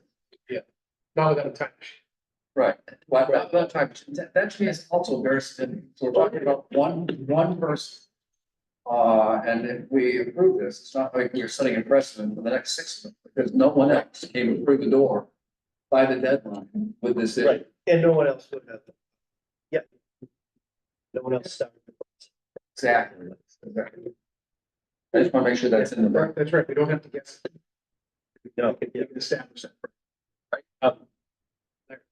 So, Go ahead, sorry. I just wanted to build up on something you mentioned that I think the board, as you consider how you're going to rule, this is only for 3 years, and it may be important to note for the record that the underlying use as a single family still is retained. I wouldn't want anything to be presumed if should you grant a variance that single family use as a pre-existing non-conforming use is lost within the V2. So It remains grandfathered as. I just want to be clear that Thank by allowing this other does not negate the underlying use. We can clarify that, the clarifying language of the decisions, but no ambiguity about that. If we were to grant a variance for the dimensional issue of the first floor, would they then still have to apply for a special permit and it's not eligible because of the time constraint? No, we would be dealing with both right now. Yeah, I guess that there's some, you'd have to grant both of these for the applicant to pursue or continue to get the special permit from you. So essentially you have this chain where in essence, this is the only application we've got where this has happened, but there, not only does the applicant need a license commission, which is the last step, they need a special permit for you because it's an investor, but in order to go, the planning board, because it's downtown for the special permit, thank you, David. The downtown, as you might recall, the planning board is over the years with the council that jurisdiction for special permits. But here, in this case, rather than the planning board for special permit, they have to first come to you for the relief of those 2 provisions. Otherwise, they would not be eligible to go to the planning board for that permit. So in essence, if you approve both of those here, that decision, capture both of those, would then authorize the applicant to go to the planning board, get the special permit, and then the license commission to get the license under that. Right. So, but someone would still need to do the licensing process that you're talking about. The license has already been applied for. That's what they began in March, which started this whole thing. They have also, and that is what happened after the deadline, they have already begun their application to the planning board. But because it was after the deadline, they find themselves before the ZBA tonight. So so the relief that we're granting, do they have to go to any more boards in Newburyport still? If you grant them relief tonight, they will still have to go to the planning board for a special permit. Cannot go to the planning board for that without positive approval this evening. And also the license. After that, then the licensing commission, but it is sort of a very linear process. And so until they get the special permit from the planning board, they cannot appear before licensing. And we can grant the timing relief that would be binding on all of the other boards. It wouldn't be useful to the applicant should the other boards not grant. So you don't need to make it binding on the other. Yeah, so if I might, Lynn, if I could just interject on this. Your last question was, does our relief on the timing create anything binding upon any subsequent board? The answer is, I think to Jennifer's point, it is only relevant for us and only relevant insofar as it is the first and critical necessary first step for this applicant to be able to then seek the special permit for the STRU because it's in a B2, in the B2 zoning district, where normally we would grant those. But in this instance, the planning board grants the STRU special permit. And then in the ordinary course, once they get that, they would go to licensing. But the relief that they're seeking from us is the critical relief that allows that linear cascade to take place. So whatever we grant here is binding only upon the applicant and us, and it gets them through that first hurdle. And then the rest of what they have to do is what any STRU investor unit would have to do. If I may, one thing that might be helpful again. Or actually, I just want to let Lynn finish if there's additional questions. I just don't want to. Lynn, can you hear us still? Yeah, I can still hear you. I wanted to allow you to finish your thing. Yeah, if the timing applied to all the other steps as well. And if they had missed that timing, or if the timing just applied to this board, that timing constraint. That's all I guess I was asking. Okay. It will only be meaningful for this particular application. Yeah. It's only relevant for us. Just briefly, I didn't mention earlier, but you were noting just with respect to the first work component here. I did, obviously, we don't have communication going back and forth with the city council. This ordinance was adopted, last year. But I did have a informal conversation with the primary author of the council, the ordinance. And then certainly I got the impression after that conversation, and then I was trying to gauge that this question of whether or not the council really intentionally meant to grab its part of the single family structure as well, trying to address the larger issue we identified earlier, which is making sure that retail and active frontage uses on buildings aren't taken away from that. An important part of the vibrancy. So I definitely got the impression as I left that conversation, from the author of the ordinance, I can't speak more directly, but that Rob is correct in saying, in essence, this is a dolphin caught in a tuna net. That in essence, it was not really intentional that this was captured here, but in essence, sort of an artifact of the language being very strict in saying solely about the first floor, rather than saying, except where the whole structure, and utilizes, they did it. So certainly I felt comfortable, with this added to me the level of comfort that in the context of the downtown here, and the context of the structure, putting aside anything but date, that it would not be unreasonable, say, to have relief for that. The other alternative was, of course, to look recommended in the zoning ordinance, which quite frankly is sort of at least 2 months either path. But there's a whole lot more process in there, and it's reasonable for the reasons we talked about slowly earlier.